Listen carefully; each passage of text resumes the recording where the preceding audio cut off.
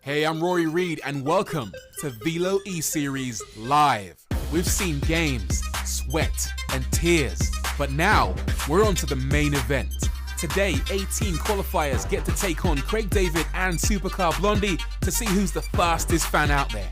Over 3 races, we'll see who has what it takes to become our VELO E-Series Series 1 champion. This is what we've been waiting for. It's time to beat your heroes. Lights out, let's go. Wow, we're here. Welcome. Hey guys, I'm Rory Reid, and this is VELO E-Series Beat Your Heroes. Quick bit of housekeeping first and foremost. It's COVID time, so we are operating in line with all coronavirus precautions. We're following the government guidelines. But with that being said, we are live from the Gfinity studios in London. We've got Craig David live from the McLaren Technology Centre, and we have Supercar Blondie live from her home in Dubai. And in the studio with me today is the man, the legend, Matt Gallagher from WTF1. How you doing, Love that. What an introduction, I know, yeah, you deserve it. Oh, thank you so much, mate. It's great to be here. It's awesome to have this concept of beat your heroes. I mean, I kind of wish I'd qualified now because, well, we'll get into it, I'm sure, but massive Craig David fan I am. Oh, really? And yeah, and great to have Supercar Blondie involved as well. And I'm really excited to see how well those two do. Yeah, I mean, so I've met Craig David. I'm going to drop that one in. Yeah, cool, I know. You've already said that before we went live, whatever, I don't care. We're bros. I might text him after this just to see how it's going. I won't. But me and you are bros too. Absolutely. I mean, we met in Madrid, yeah. So, at a football game, and here we are in the studio to do some esports. Yeah, no, I'm actually really excited. We've got 3 great tracks. We've got Australia, Silverstone, Great Britain, and of course Monza in Italy. So it's 3 pretty challenging tracks, especially the first one, I'd say, which people forget is a street circuit, really. You know, it's not there all the time. It gets kind of plonked down when Formula 1 goes there. Well, let's do a quick recap first of all. Go on, yes. So people, in case you haven't been watching the E-Series so far, so we essentially had Supercar Blondie versus Craig David. We also asked you guys to set the fastest times around the Melbourne lap for a chance to compete against Supercar Blondie and Craig David. We had 18 winners selected. They're going to join our 2 celebrity guests. We're going to have a 3-race series, Melbourne, Silverstone and Monza. We're going to do 25% race distance, and we're all going to compete for the ultimate prize, a trip to E3 in LA. That's a great prize. It is, yeah, and hence again saying, well, I wish I'd qualified. But yeah, an awesome prize. All of the competitors actually won a prize just for qualifying, so I'm sure we'll run through that at some point. But it's great to have such a variety of contestants that can just simply pop on a game, pop a lap in, which needed to beat Supercar Blondie's time around Australia, and then you had a chance to race against 2 very high-profile guests. All right, cool. So let's should we talk about the guests actually? Let's do it. We'll start with your buddy, Mr. Craig David. I wish. You are well, he's my buddy. Yeah, he's your friend.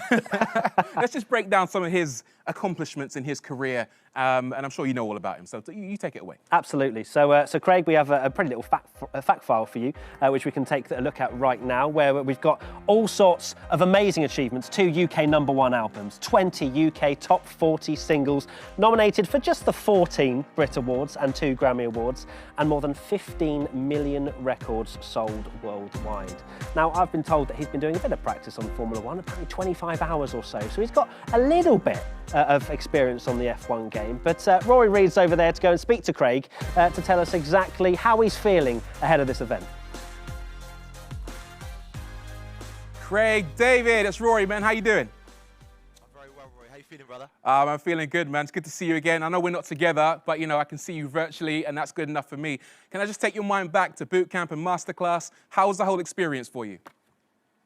Do you know what I mean? Especially because it was my first time as well. I mean, it was wicked, and Supercar Blondie she put me through my paces. I ain't gonna lie, she was wicked at driving. So, but the whole experience was great. The whole McLaren team amazing, and it was great to meet up with you. Look, man, you're fast, man. You know what I mean? They didn't see that behind the scenes. You were very fast at the skill test. I appreciate that. But you were pretty good as well. You did beat Alex at the Batak machine. When it came down to the actual racing, maybe that's not what people know you best for. But tell us about your gaming background. Are you a natural gamer? Is it something you really do every day? Do you know what I love? I mean, I'm old school from playing the arcade games from back in the day. So all those racing games, especially kind of all like the Street Fighter and Mortal Kombat and all those kind of crazy ones, and then Sonic the Hedgehog and all that stuff. But yeah, it's amazing when you get in and see how technology's come along. When I'm sitting in the seat right now and the steering wheel and it's legit racing car, and the graphics are crazy right now. Nice. So we've got Melbourne, we've done that already, but we've also thrown in a couple of extra tracks for you. You've got Silverstone and you've got Monza. Have you been practicing? Do you know what? I've gone through some of the laps on all the tracks. I've got to say, it's the closest I'm probably going to get to any of those places. Next time I'll maybe be a spectator in the crowd, but to actually be racing there, I'm going to try and gas myself up like I'm at Silverstone and Monza. I'm trying to put it together. You know what I mean? What's your favourite track out of the three so far? I think Monza, man. It's just the Italy. I don't know, something about being there, that kind of being there. But I'm trying to immerse myself in it. Had a little spaghetti before I came over, getting the vibe, and then we're good to go. You know what I mean? So if you don't smash Monza, you know me and you're gonna have a conversation, don't you? Oh yeah, standard practice. Do you know what I mean? You're gonna just rinse me like, oh, the talk spaghetti and it's Italy and in the ambience, and I just mash it up and end up in the gravel. Don't worry though, I'm gonna try my best. You know. All right, great. Good luck, man. We'll talk to you in a bit. We're gonna head over and talk to Appreciate Supercar Blondie now as well. Matt. Awesome to hear from Craig David. Now, Supercar Blondie, our other special guest, we've got another fact file for you to just show you what she's achieved over the course of her career. And, well, I mean, it's pretty amazing to see. 5.5 million YouTube subscribers, 447 million, probably more after writing this graphic, YouTube video views, over 8.5 million Instagram followers, even more, I think, on Facebook, and named Influencer of the Year in 2018 by Esquire magazine Middle East. It's fair to say she has a fair share of accomplishments right now, and Rory, I believe, is ready to go and talk to her and see how she's feeling. Can she beat Craig? Supercar Blondie. Alex, I'm going to call you Soups. I love it. How you feeling? What's up? Mate, I'm happy. Nervous like last time. I know, it's properly nerve-wracking, isn't it? I mean, you're out there in Dubai where you live. It really is. I'm sure the weather's a lot nicer over there than it is over here. But talk me through your experience at boot camp. Beautiful. Did you enjoy taking part at boot camp with Craig David? Loved it. Love seeing you. Love seeing Craig. So happy that I won, obviously. You got to drop that in there, don't you? I'm going to take that to my grave. Yeah. I just got to rub it in, you know, before the start of the race, just psych him out a little bit, you know. So, yeah, it was so much fun. And just to be able to, race against someone who I've been listening to for years and years is just such an awesome experience. And we'd had such a great time actually learning what real esports players go through to train for something like this. It's intense. And on that subject, we don't know much about your gaming background. Are you much of a gamer? Do you play? I'm not much of a gamer, but I am a bit more of a gamer than I was last year.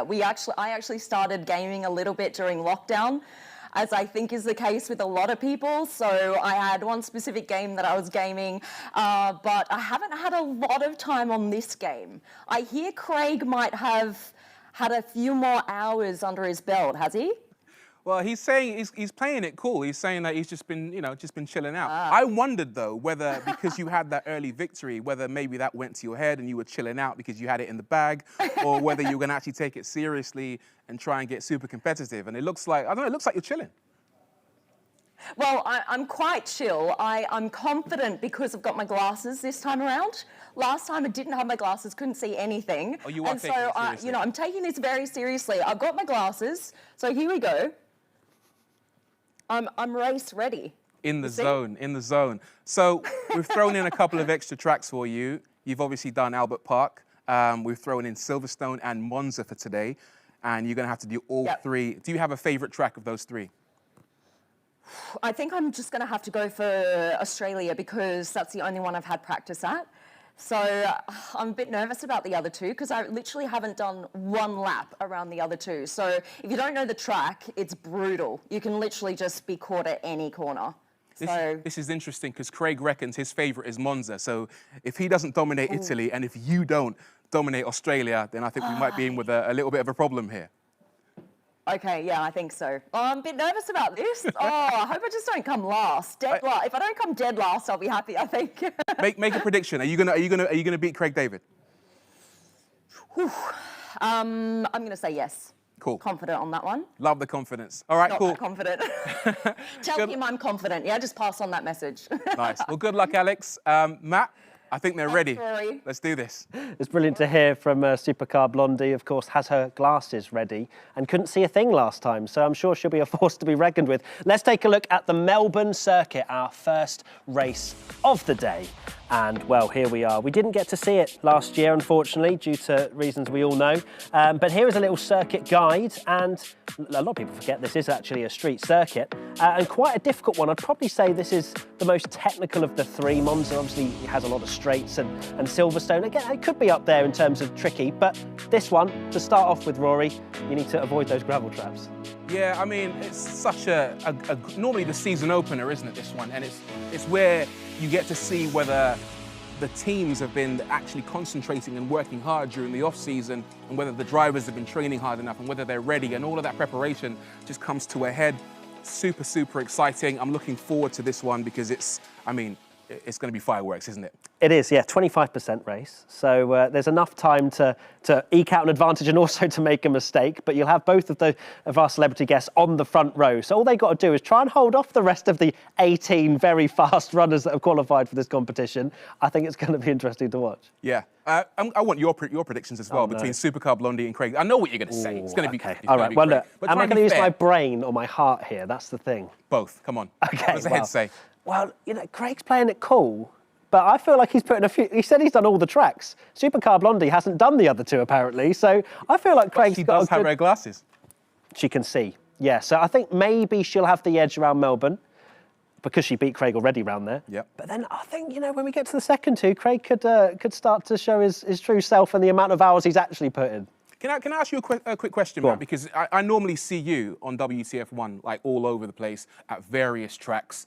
Have you been to Australia? Been to Albert Park? I've not. I've never been the one that to got Down away. Under, unfortunately. Yeah, I mean, hopefully one day. I want to do the whole calendar, you know, that's the dream, just to tick them all off. But Australia, yeah, I mean, that's one that I definitely want to go to, just purely because it's usually the first race of the season. You know, you have the hype, and it's always one that people appreciate because it's F1's back in our lives. We've all kind of fantasized about being a top-level driver before. Every night. And I think that, for me, I've driven at Silverstone. I've been to places like Monza, but it just strikes me that Albert Park is probably one of the most difficult ones, along with all the other street circuits, but because it's quite a high-speed track, it's quite technical, and I think there are so many distractions. The thing about a street circuit is that there are real objects to crash into. Oh yeah, they're looking at you and going, hey, you better not touch me. Although, to be fair, they aren't running damage, so they will get away with it if they do have a little whoopsie into a barrier somewhere. It's fine, they can continue. But yeah, you are right. Australia is a very difficult circuit. You know, it's all about momentum around there. There's so many sort of mid to high speed corners and really fast chicanes. There's one in the middle sector in particular.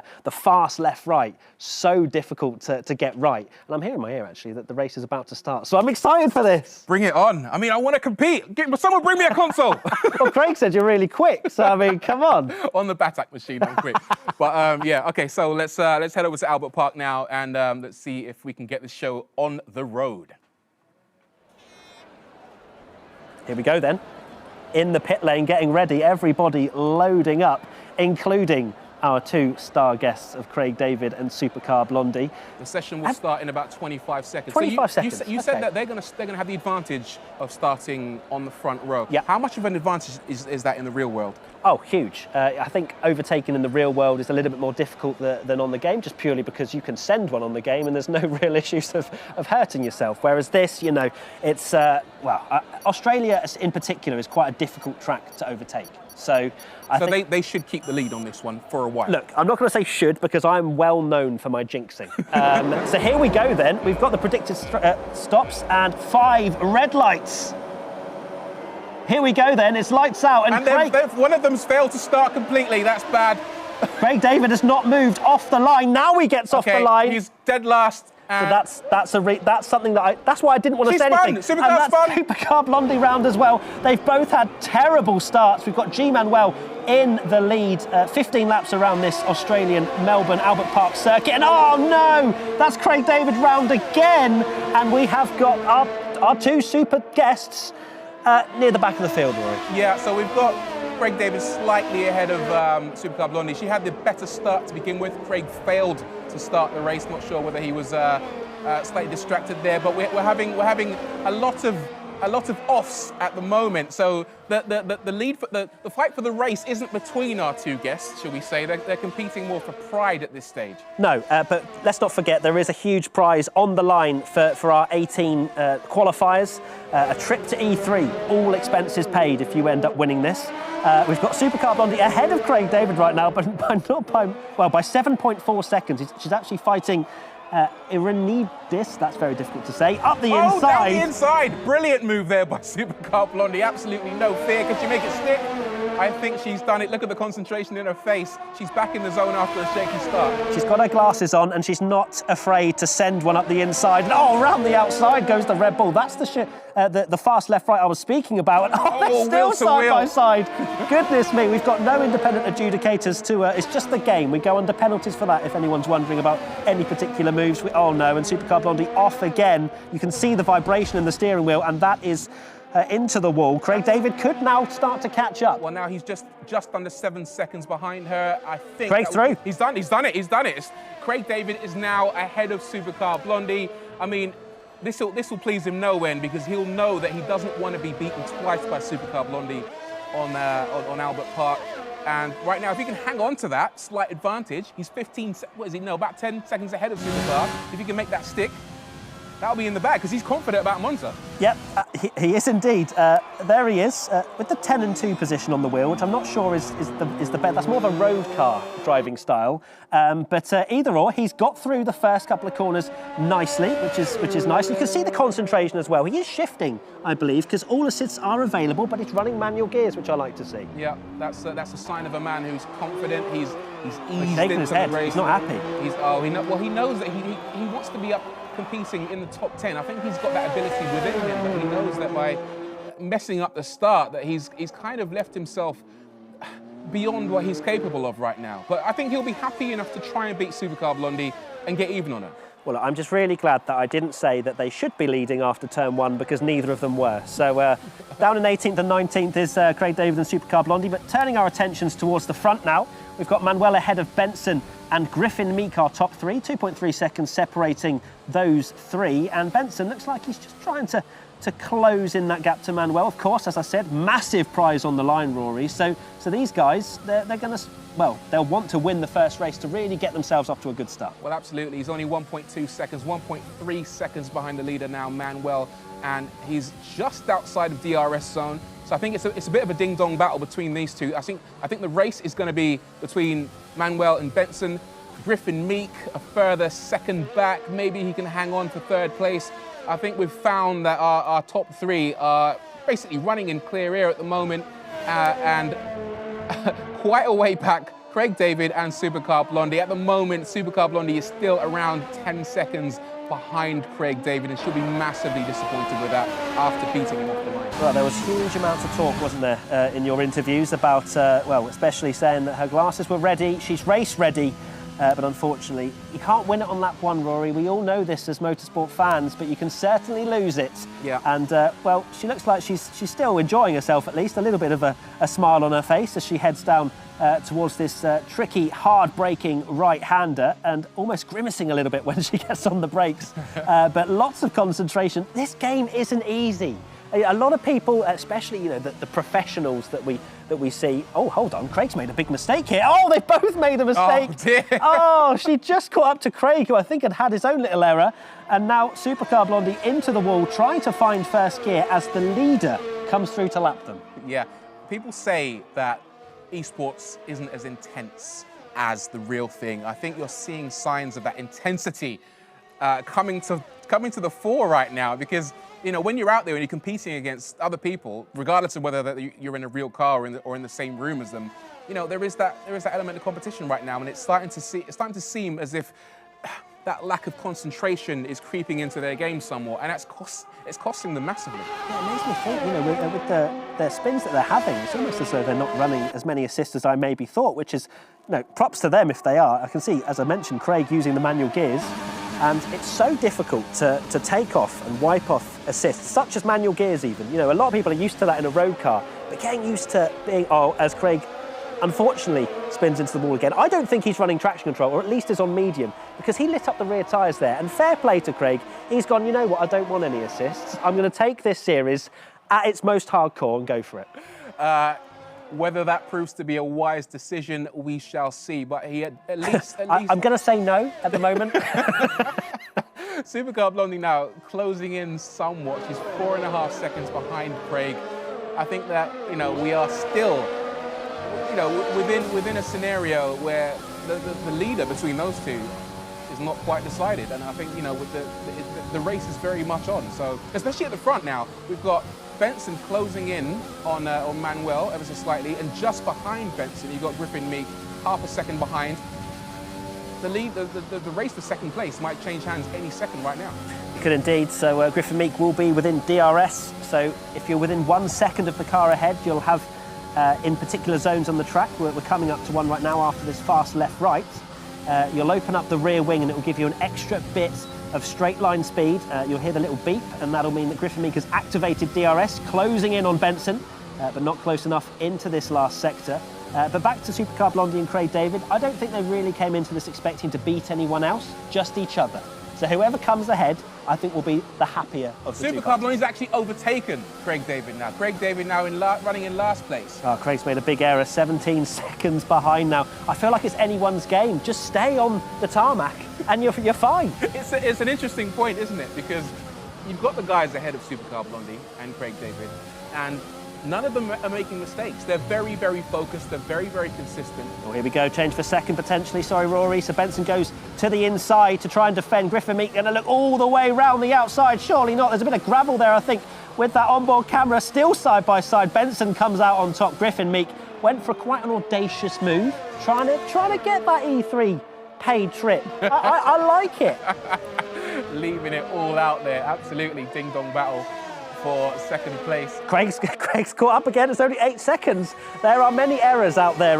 We said, didn't we, Melbourne, very difficult circuit to keep it on the black stuff. So it's not down to who's the quickest. It's not down, at the moment. It's down to who makes the fewest mistakes. Oh, she's got a smile on her face. That's Supercar Blondie missing her braking point into turn one. And I wonder if they're even running racing line, you know, because that racing line would tell you exactly where to brake, but either that or they just go, you know what, I'm not going to have this racing line tell me what to do. I will brake where I want to. And that's, yeah. Let's face it, she's not running near any sort of line at the moment. Some kind of line. Yeah, maybe the Her wet own line. The wet line. Let's see how she takes these next couple of corners. Well, yeah, there you go. That's what she needs to do. She's ahead of Craig David by 17. Yeah, Craig's made another error again, unfortunately. Yeah, he's actually, I believe he's made a major error, and that's again leaving Supercar Blondie with a massive advantage as we go into lap 7 of 15.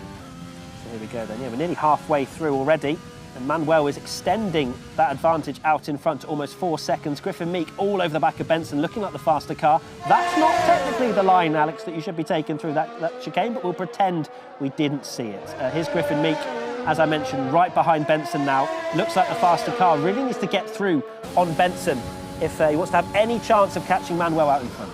Looks like he's not quite enough room to send it down the inside there, but what a battle. What a view as well. Having that on board, absolutely nothing between them. As you said, he looks like the faster car, but Benson hanging in there, trying to maintain that second place. Will he hang on to it? Craig David fans, of course, I'm one of them. I hate to tell you this, but 50 seconds now behind Supercar Blondie. It's been a dreadful lap, but there's Griffin Meek up the inside. Can he get through on Griffin Meek, on Benson this time? A bit of a swapper there, and it looks like they're still side by side. Oh, Benson yes, all the way around the outside. Griffin Meek, unfortunately, coming off worse there. Fortunately for him, he has a big advantage to P4, so won't lose any places. Well, I mean, that could be his E3 dreams up in smoke. If it comes down to that mistake over the course of the 3 races, he's going to rue that. Looks like he's going into the pits. Yeah, so it's Drivers' Championship, just like we see in Formula One. There's Craig David taking a very optimistic line through there. And 1 minute 10 now. Maybe doesn't look like he's having as much fun now that he knows that maybe Supercar Blondie is out of sight. Matt, talk to us a little bit about the level of concentration required to do something like this. We know that, you know, in real top-level racing, you need that concentration in order to not make mistakes and be consistent. But what about on esports? Is it a similar deal? Oh, it's exactly the same, if not more, to be honest, because when you're real-world racing, you have more adrenaline, more... Oh, he's crashed! Crashed again, yeah, unfortunately for Craig, but probably not the biggest mistake he's had that lap, but he continues as we now look at... Oh, hold on, Manuel's gone into the pits. I need to mention that. Bates is now leading ahead of Bettiatti. Both of these have yet to stop, but they're fighting for what is currently the race lead up the inside, and that is, well, an optimistic move as well from Bettiatti. Unfortunately for him, didn't work out for him there. Pay off. But back to the concentration, I feel like you need more as an esports driver because you have to focus on a screen for such a long period of time. Yeah. And every braking zone, every just millimetre on the steering wheel, if you turn a little bit too early, a little bit too late, you can cost yourself time. So as much as that Formula One and real-world drivers need to be at peak mental and physical performance, so do esports drivers. In a car, you have that level of feedback, though, don't you? You feel the G-force, you feel the grip from the tyres. Oh no, Supercar Blondie has been disqualified for going the wrong way. Has she's not going the right way around. That's a crucial error there. Yeah, there's not many things the game will go you can't play anymore, but this is one of them. That's quite bad. So Craig David, if he doesn't get disqualified, will take the win. All he has to do is keep pointing in the right direction, and he's beaten Supercar Blondie. I feel like he'll be massively pleased with this result if he can hang on to it. Absolutely. Look, Craig, just take your time now. Hopefully, I hope that one person that's with him in the McLaren Technology Centre will go, look, Craig, as he goes onto the gravel. But Craig, just relax, just get in, just bed yourself in. It's okay. You're ahead of Supercar Blondie. Someone needs to tell him the gravel is not the quickest line. Don't go the wrong way now. No, do not blow it now. Do not go the wrong way. Do not blow it now. Engage reverse, Craig. There we go. Yeah. Right into traffic. I mean, I'm glad for the ghosting system. Yeah, that would have been a massive accident if that was real life. But yeah, we continue, and Craig David appears to be going in the right direction. Back to what I was saying about feeling that feedback from the car, the G-forces. You feel the feedback from the tyres and the steering wheel, that sensation in your bum because you're literally an inch off the ground. You don't get that in esports. You have to be hyper aware of other things. And the better you're set up at home, the more in tune with the car you become. But it's much more difficult, I think, in stringing together a lap time on a virtual system. Absolutely. As you mentioned, it's all about the bum feel and everything else when you're in a road car or any sort of car. But when you're actually in the simulator, you have to rely on the vibrations on the wheel and the sound that's coming out of your headphones because you listen to hear if the rears are slipping, things like that, which is, I guess, similar in the sense that you're relying on your senses, but just different ones. It's a really interesting one. Here's Milo coming into the pits. Should have mentioned probably at the start that this is a 25% race and therefore it is mandatory to take a pit stop at some point to change over from one compound of tyre to the other. So you'll see the red walled, which is the soft, fastest tyre, and the yellow-walled medium tyres, which are a little bit more durable but a little bit slower. So Milo has gone for the faster strategy towards the end of the race, coming out in around 10th position, it looks, 11th, as we come into turn one. Some good opportunity then for Milo to potentially score some points on the faster compound of tyre. This does raise a very important question. Is Craig David aware of the fact that he has to pit? Will he keep going? That is a very good question. Will he even spot the pit entry, or will he run out of laps to take that mandatory pit stop and be disqualified as a result? Only time will tell at this stage. Yeah, I hope someone does tell him, otherwise he will also end up disqualified. And it will be, is it a draw, or does Craig win because he gets disqualified later? I don't know. We don't make the rules here, but I'm sure Craig will take that either way if it does end up being he completed more laps than Silverstone, exactly. So he can take at least a moral victory from that. Exactly. Here is Craig coming through that very difficult fast left-right-hander. Obviously getting lapped by the faster cars, who, of course, have much more experience on this game. Craig really, just missing his braking point a little bit into that corner. He's popped himself in the gravel a few times there. Fortunately, this Codemasters game, they quickly get rid of the gravel on the tyres, and therefore he'll get grip pretty soon. He won't anymore because he's now back on the grass. But look, Craig, I respect him for just... Oh, he's trying to pit? He's trying to pit? Oh, is he? No. No, he's not trying to pit. Okay. So the reason why he's spinning there, I feel like he isn't running traction control because with full traction, that's being saved by the game. But Craig, look, I don't have anything to say bad about him, mainly because I'm a fanboy. but also the fact that he's taken this game mostly or somewhere near the hardest. Here's Milo on that faster compounded tyre. A little bit of squeezing from Sachendra, there you go, who holds on to 8th place at the moment in that Alfa Romeo. Milo on the faster tyre, trying to gain some more points to really put himself in a better position for the next 2 races. Meanwhile, out at the front, the leader is Manuel, followed by Mr. Benson, 2.6 seconds. Closing in a little bit, has to be said. I think it was around 4 or 5 seconds at the pit stops. Here's Milo again up the inside. Gets the 8th position away from the Alfa Romeo. A little bit of a touch on the rear diffuser there from Sachendra. And Sozzi as well, in 10th place, closing in on the pair of them. So a great little battle here for P8. As, yeah, we mentioned the battle for the lead. Benson 2.7 seconds, still very close through that fast middle section of the lap. And now Sachendra will have the DRS, just not close enough to Millington. Just to clarify, Craig David is now 2 laps down. That means he's been lapped twice by everyone. Yep. Oh no. That's not the best result for him, but he's still in the game. We now have 3 laps remaining. He appears to be leaving the pit stop to the very last minute. When he pits, he'll be even further back. He might be even 3 laps down on everyone else. Well, look, how I'm going to see this, Rory, is the fact that the more times he gets lapped, the less laps he has to do, and therefore the quicker he finishes and hopefully doesn't get disqualified. That is if he puts the medium compound of tyres on. I'd hope someone at the McLaren Technology Centre will be telling him he needs to pop into the pits at some point, because right now, as you can see, he has not put a stop on the board. I think he's going to pit. He's going to turn right, Craig, turn right. There you go. Yeah, keep going. There you go. Lovely. Good Beautiful. stuff. I think he's listening to us, to be honest. It's a bit of a relief. So he comes into the pits and a little bit of a respite and a few words to the crew there as he changes on to the medium compounded tyres. He will not get disqualified. He continues on. Excellent. And it looks like he's having a bit of fun. He was shaking his head earlier. Clearly maybe had a few more expectations than what happened. I don't think he engaged the clutch off the start. And again, solidifying my theory that he isn't running many assists, because if you turn off the assist for the start of the race, you have to engage the clutch, which is the upshift on your wheel, then let go of it when the lights go out. So I don't think Craig fully knew that process, so that's why he didn't get off the line.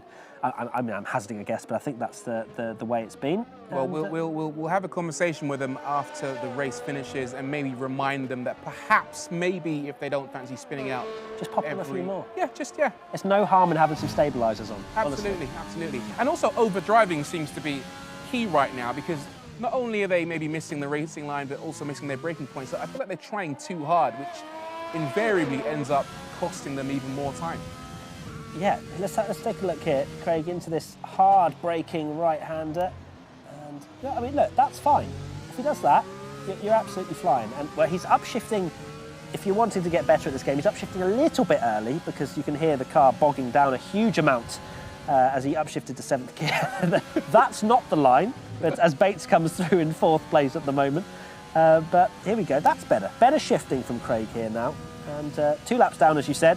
But still in the race, crucially. Supercar Blondie out of the race earlier for going the wrong way, which is probably rule number 1, or maybe rule number 2. Rule number 1 is don't hit your teammate. Craig, unfortunately, hits that same piece of gravel every single time. Maybe he bought a sandcastle set, I'm not sure. I wasn't even aware that do not go the wrong way was a rule. I thought it was just a given.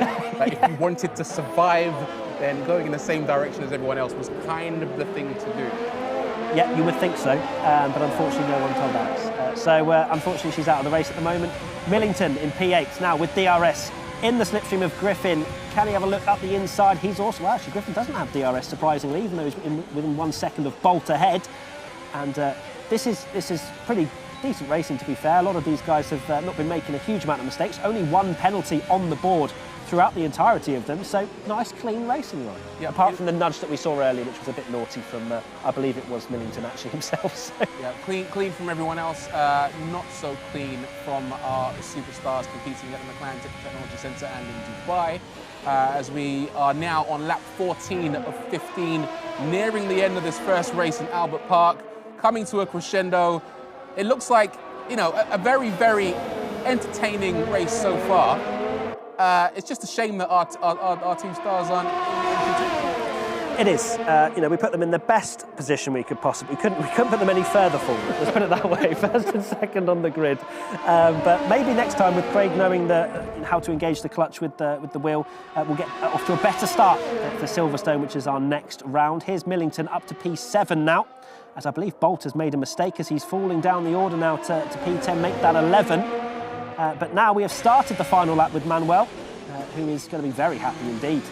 Getting full maximum points, 25, Benson 18, Griffin Meek 15, and so on, the same as Formula 1 in real life. As here comes Millington, may have a great opportunity with Griffin here, has a bit of energy to deploy as well, up the inside, into turn 1. Fantastic move, can he make it stick? Just about. Beautiful stuff, but here we go. With Griffin, might have a little bit of a slipstream here, he does indeed, even though Millington has the DRS, but fortunately, with that extra bit of straight line speed, Millington holding on to P6. Yeah, so it looks as if Manuel will bring it home. He's now got a 4.2 second lead ahead of Benson, followed by Griffin Meek, followed by Bates, followed by Bettiatti. Very, very consistent drive from our top 5. Really impressed by the quality. The standard of the people who eventually actually entered this race has been absolutely phenomenal, especially at the top end. Towards the bottom end, perhaps less so. Here's Manuel very quickly, coming over the line to win the first round at Australia. A flawless performance, as you say, Rory, and 25 points, puts himself in a great position for the next 2 rounds. Yeah, I mean, it feels like a normal opening race at Australia, doesn't it? We had everything. we didn't have any safety cars because, well, we didn't need them. Most of them were pretty consistent throughout the race. But yeah, excitement, overtakes. A few people going the wrong way. I say a few people, I just mean Supercar Blondie. But the first one, it's over. Albert Park, thank you for that. Yeah, it was good. Great performance from Manuel. Great little battle as well between Benson and Griffin Meek, until Griffin Meek unfortunately made that error trying to get past Benson. Craig David has yet to finish yet, so we'll just cross our fingers and hope to see that McLaren come over the line to secure the win over Supercar Blondie in this first round. But the rest of the top 10, Bates, Bettiatti, Milo, Griffin, Chendra, Sozzi and Dines are your top 10.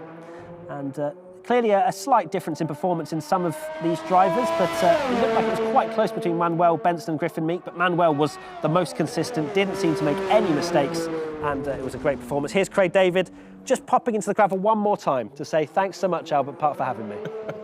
I feel like he has potentially more gravel on his wheels than rubber at this stage, but it's good to see that he's made it around in one piece, and I think he deserves credit for that. Well, look, it was a bit of fun, wasn't it? It was great to see. I'd like to see both of them get off the line next time round, but apart from that, and also for Supercar Blondie to actually finish the race and do a full 25% distance. I'm glad Craig actually pit. Not sure if that was off his own accord or someone told him to, but either way, finished the race, and it's 1-0 to Craig. Good stuff. I hope we can have a word with Craig David and Supercar Blondie to assess how they feel about the race. Hopefully we can get a quick chat with them in just a second. But yeah, I mean, look, you can see the sweat. I don't know why she's sweating so much. She's in Dubai, I guess. that's her only excuse. We saw the level of concentration on Craig's face as well there. He was focused for the majority of it and did superbly well. But yeah, great first race from Albert Park. I'm looking forward to what might transpire in Silverstone and Monza next, because I mean, it might be more of the same, quite frankly. Well, I just want to know what these two say to each other, because there was a lot of hype, a lot of I've got my glasses ready. Craig's like, look, I'm just chilling. Just, I've done a few laps here and there, but Craig gets 1-0, and maybe there'll be a bit of banter between them when we speak to them. Yeah, really excited to see what they say. Yeah. Are you impressed by that? Not by Craig. I know you love Craig David, so you're impressed more than by life itself. Yeah. I'm just thinking about the general standard, because well, let's go and talk to them actually, and you can assess their performance. Oh, perfect. All right, Craig, Supercar. I'm going to try and throw off at the start anyway. I need some little bit of guidance here. Craig David. I just want to say, first and foremost, massive congratulations on completing the race. Are you happy? Did you notice you said on completing the race? But do you know the crazy thing yet is there was a point where I didn't notice that Alex had been disqualified or something had happened. So I saw that 19th place and I thought, well, I'm spinning out a few times, maybe she's going to come and catch me up. That was never going to happen, was it really? That 18th was locked in and a few others went out. So yeah, it wasn't a great race, but it was decent. Craig, great to chat to you. Matt here, big, long-time Craig David fanboy. But good to see that you got the 1-0 over Supercar Blondie. Did anyone tell you to pit, or was that off your own accord? Because we were concerned at one point you weren't going to change your tyres, and you would have also been disqualified. Do you know what? That's where I had to go in for the pit. That pit stop was key, and I had some good assistance. My team was with me. We had the team members on the comms like, we need to pit. But you know what? It wasn't a great race, but you know, we can only get better over the other 2 races. So yeah, we finished it. Good start. You know what I'm saying? Absolutely love that. And I feel like, also, Craig, I feel like you've taken off a few assists as well. You're dabbling in a bit of the manual gears. I feel like you're not running full traction. You're taking this, you've turned it up to hardcore. Do you know what? The manual gear situation, for me, to be honest, I want to try and do it as real as I possibly can, because as soon as you start to go into automatic, or you start doing too many assists, I say automatic, go too many assists, you're not really playing anymore. So I'm just like vibing it. You vibed the start quite spectacularly there by not starting at all. What was the problem off the line?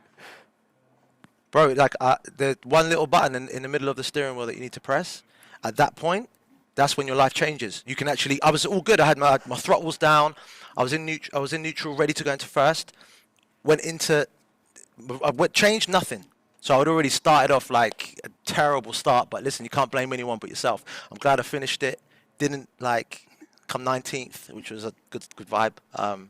No hard feelings, Alex. I know, like, it happens sometimes, but we've got another 2 races to go, so we can vibe, you know. Well, look, she said that she had race-ready glasses on, but unfortunately got disqualified for going the wrong way. I'm assuming that's something that you were told to not go the wrong way, and that was one of the number ones in your rule book. Yeah, Matt, my team said to me, listen, whatever you do, try not to go the wrong way, because in the game of racing, it tends to put you in a compromised situation. So I said, listen, I'm going to try and just go by the rule book and just maybe face the right way. Obviously, Alex went a bit rogue on it and said, listen, I'm going to see if I can go, you know, one of them Back to the Future things. If you go that way, maybe we might finish first. Didn't really work. Do you know what I mean? But Shots fired. Craig, are you going to change your approach for the next race? Any difference in your tactics or your approach for Silverstone? Do you know what it is? To be fair, my breaking into the corners was where I was spinning out all the time. So in terms of when I got into the course, I was moving well. I was starting to get through the gears well. But when I was braking too late, and then I wasn't turning on the corner. If I can get that locked down and just be a little bit calmer, I shouldn't have to keep getting myself out of the gravel, and we can win this. Well, I say win this. We can be in the mix. 1 up from 18 is going to be a win for me. There you go. Good stuff. Congratulations, Craig, on keeping it the right way round. Hopefully we can talk to Alex now. Supercar Blondie, can you hear us? Hey guys. Alex, are you happy with that performance? Thrilled. Really, just thrilled. What happened out there? What was the moment where you realized that it was all going wrong for you? Oh, probably from the first couple of seconds. Look, when I've been practicing, and which was a few weeks ago with Craig, there was only 2 of us on the track. So I'm not used to having so many people on the track. So as soon as I took off, people were already bumping into me left, right, everywhere. And it totally threw me, because I'm not used to correcting that quickly sometime when someone bumps into you. So I was just getting moved all over the place. So I completely lost my cool. And that was it, I think. Yeah. Alex, I feel like as supposedly supposed to be an F1 game expert here, and that's the reason I'm on this show, should we talk about what happened in terms of going the wrong way? Was there, how did that happen? Well, no one told me not to go the wrong way. So, you know, I was just taking a shortcut. That's not how shortcuts work. I think. In fact, that's the longer way. Backwards through the pit lane, then, you know, I could end up at the finish line faster. So I don't know, I was just giving it a go, you know? Actually, what I was really doing is just like relaxing, getting myself mentally prepared for the next race, because I actually had a good 5 minutes there just to close my eyes. That explains a lot. I thought the glasses would help you. I thought being able to see the racetrack would prevent any catastrophic moments like, you know, going the wrong way. And also, you were very confident. Yeah, you were very confident about this track as well. This is your track. I was. But it all unraveled quite spectacularly. Will you change your approach for the next race? I think my approach for the next race will just be to finish. I'm going to start with that approach. That's my game plan. Finish the race. Do you know, I saw Craig ahead of me a couple of times. I was like, it's Craig. I've nearly got him. And then it just threw me off every single time and I went crashing into a wall. I've never crashed into a wall so many times before. But these other guys playing us, they're really, really good. I don't know where you guys found them, but they're super good. I feel like they're like Daniel Ricciardo, like undercover or something. They might be, who knows? But quickly, Alex, I guess from watching and commentating that race, it just seemed as though just one or two less mistakes from either you or Craig, and you were going to come out on top. Did you ever, at one point, maybe after the 14th or 15th spin, decide to think, maybe I need to keep it on the black stuff? Yeah, that's, as I said, for the next race, that's going to be my game plan, is to stay on the track and also finish. And so if I can do those two things, I think I've got a good shot to actually beat Craig this time. I see that we both got lapped. I think Craig got lapped twice. I didn't even get that far in the race to get lapped twice. So, congratulations, Craig. That's a feat. Well done, Alex. I hope you'll do better next time. Matt, let's take a look at the classifications now and see exactly where everybody finished. And as you can see from the classifications, it looks like G Manuel took the victory, followed by A Benson, Griffin Meek in third place, Bates in fourth. Pretty quick, actually, as well. I was just looking at the best lap times. In the 23s is pretty solid. It's not going to beat the top in the world, but it's certainly up there in beating me, which isn't exactly the hardest of feats. But yeah, as I mentioned in commentary, Manuel getting off to a great start, 25 points, 2 more rounds to go before potentially securing an all-expenses trip paid to E3, which would be pretty awesome. But if you're scoring points in the first race, you're feeling pretty happy, I'd say.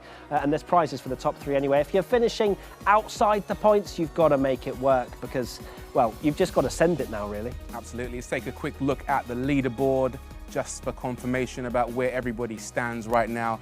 And it'll be pretty much in the order that we've just seen. I think we can assume Craig and Alex haven't scored any points in that first round.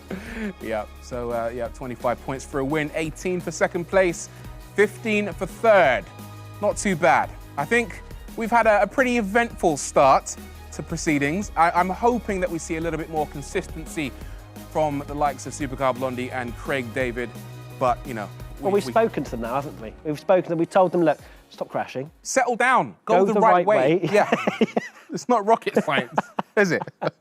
It's amazing to see. But at the same time, it's great to have them both on the show. They're clearly both quite light-hearted about it all, although Craig, we did see a few shakes on the head during the race. But they're both having fun, and clearly they appreciate as well the competition that they're up against, lapping them a couple of times. Yeah. All right, cool. So that was Albert Park. Matt, what's next on the agenda? We have Silverstone. Let's take a look exactly what the drivers have ahead of them. Here we are then, Silverstone, the home circuit.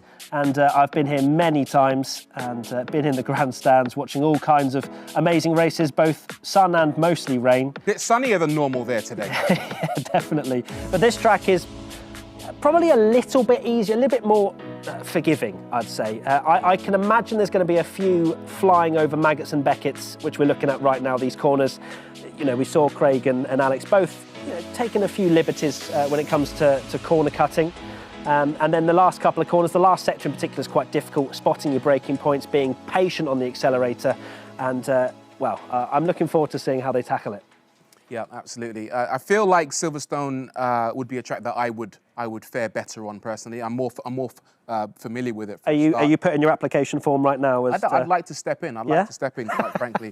But yeah, let's. The thing about Silverstone is though, it's completely different to Albert Park in the sense that it's not a street circuit. I feel like it's much more flowing. Yeah. I feel like it's less punishing because on a street circuit you have so much furniture coming at you, not literally sofas, but there's so much stuff flying at you from all over the place, and your level of concentration has to be higher for a different reason. Whereas at Silverstone, for me anyway, you get into a zone and you can identify little bits of references, visual references to figure out where you should be braking, where you should be turning. And if the guys have been practicing, then that should stand them in. Which we know Supercar Blondie has not, because he hasn't turned a wheel round here. So there is a high likelihood that she'll be going the wrong way at some point. Yeah, but no, you make a good point about the fact that Silverstone is I think a bit easier to bed into. As you say, that I think the braking markers in particular are a bit more clear, whereas with Albert Park, they're kind of off a fence and things where you can't spot them as easily. I would suggest that both of them turn on the racing line for this one, just so that they maybe follow the right way. But either way, I think we should see better performances from both of them. We should see 2 cars finish of our celebrity guests. But fingers crossed. I mean, for the people who don't necessarily play this game, can you explain a little bit about how the assists can actually help you stay on the straight and narrow? Sure. I mean, it's made for both beginners and also for experts, whatever you want to call them. So for beginner, you can have things like the braking assist. So the game will physically brake for you and help you to slow down for a certain corner. Maybe 1 or 2 of them need that. You've also got the racing line. You've got traction control, where essentially it limits how much the rear wheels slip up, so you won't be squirming as much off the power. You've got ABS, anti-lock braking system, where essentially it stops you from locking up your brakes. So if you press the brake pedal too hard, you'll see smoke coming off your front tyres, and sometimes even not smoke from your rears, but you'll lose the rear. But with that assist, it will help you to slow down as well under brakes. So essentially, it's just to take off a few of those very difficult things that take a while to get used to. Cool. All right. Well, before the guys dive into Silverstone and have a go at that, I think we should take a quick look back at Albert Park. A few of the highlights. Some of the overtakes were quite spectacular, and we had action pretty much everywhere on the track, perhaps more than you might see on a normal race in Albert Park. People overtaking all over the place, people flying off the track into the gravel. You see Alex there reacting very, very... Oh, Craig, looking like the Iceman. You said lap 1. It's brilliant. To be fair, actually, Alex was ahead of somebody. It was 17th on lap 1 until she spun, unfortunately. This was, we thought this was the time we were going to get a big battle, and they synchronised spun pretty much, which was impressive. Is this something that happens quite often, where you have one person in mind that you want to focus on and beat, and you tend to maybe drive a little bit too much? You overdrive and end up braking a little too late, or yeah, overdriving. It all the way. I feel like Craig needs to turn down his wheel sensitivity, or not sensitivity, but his turning circle, because he's turning it about 2 or 3 times just to get round a corner. I feel like maybe... Let's have a look at that. Smaller input. It does look in sync, actually. Maybe he was just turning round. but either way... Just backwards. There's Alex smiling away. Craig, look, that was the... Look, there you go. He clearly wants to do better, but then a smile afterwards. Are there any tips that you would give someone who would like to better their game? Is there any small, little expert? I noticed that these guys, they're wearing shoes for a start. Yeah, take them off. Take them off? Yeah, just because the sole on your shoe, there's quite a bit of, well, it depends what shoe you're wearing, but if you take them off, you have direct impact with the brake and accelerator. So you then at least know exactly how much pressure you're putting on the brakes, how much accelerator you're putting on out of certain corners. I'm sure that they probably won't enjoy taking their shoes off right now if I told them to, but it's certainly something as just to give you a bit more feel, which we were mentioning earlier. Yeah, every little helps in a situation like this where you're competing against one of your rivals in such a heated battle. It looks like the reflexes thing is always a really important part of racing as well. I thought Craig would be better in terms of his reaction times, but he maybe let himself down ever so slightly. A little bit of a dig there. Enjoy that, yeah. Well, he's a man that's talented enough when it comes to his fast flows. But maybe on a racing circuit, he has a little bit of work to do. He's going a bit too fast and a bit too flowing into some corners. We saw him in the gravel about 40 times. So would we? Yeah, no, there's still enough gravel traps at Silverstone to allow that to happen again. Matt, at the start of our chat, you mentioned that there was a story about Abu Dhabi, was it? You want to enlighten us? All right, it's happened. It's happened. Okay, Don't think I forgot. What's going on? Yeah. So as we mentioned, I'm a big Craig David fan, and 2017 Abu Dhabi, I was out there for the Grand Prix, and we went to go and see him. He was performing there, and I've listened to his music a lot, especially his newer stuff, his TS5, just brilliant. And I was actually shouting one of his raps that he was doing at the time, singing it. And I was quite near the front. And he actually caught eye line of me literally just bouncing with every single word. And he came over and high-fived me, and I've not washed that hand since. No, I have, COVID. But, Is that what started the pandemic?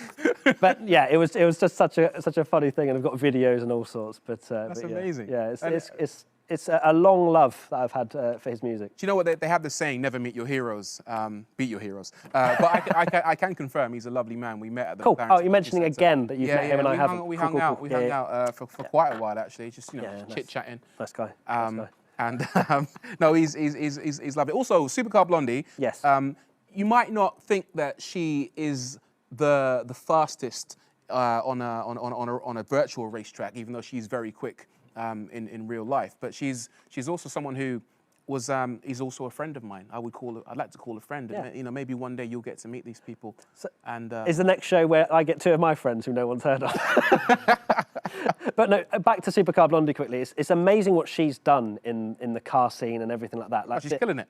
The views and the numbers, and because working for WTF1 and you doing your YouTube stuff as well, you could constantly look at the numbers. Her numbers just blow everybody out the water. So many people love her, and for her to be part of such a series like this and have a bit of fun with it, even if she's not the quickest, kind of just shows that humility that she has. Yeah, and I hope that some of her fans who are watching this, because she's got such a huge audience, actually maybe just think, I want to have a go at this. I want to get into esports or jump online and play, because let's face it, a lot of us don't have the opportunity to go outside as much as we used to, and this is one of the avenues that you can kind of let off some steam, and it's a great vehicle for that.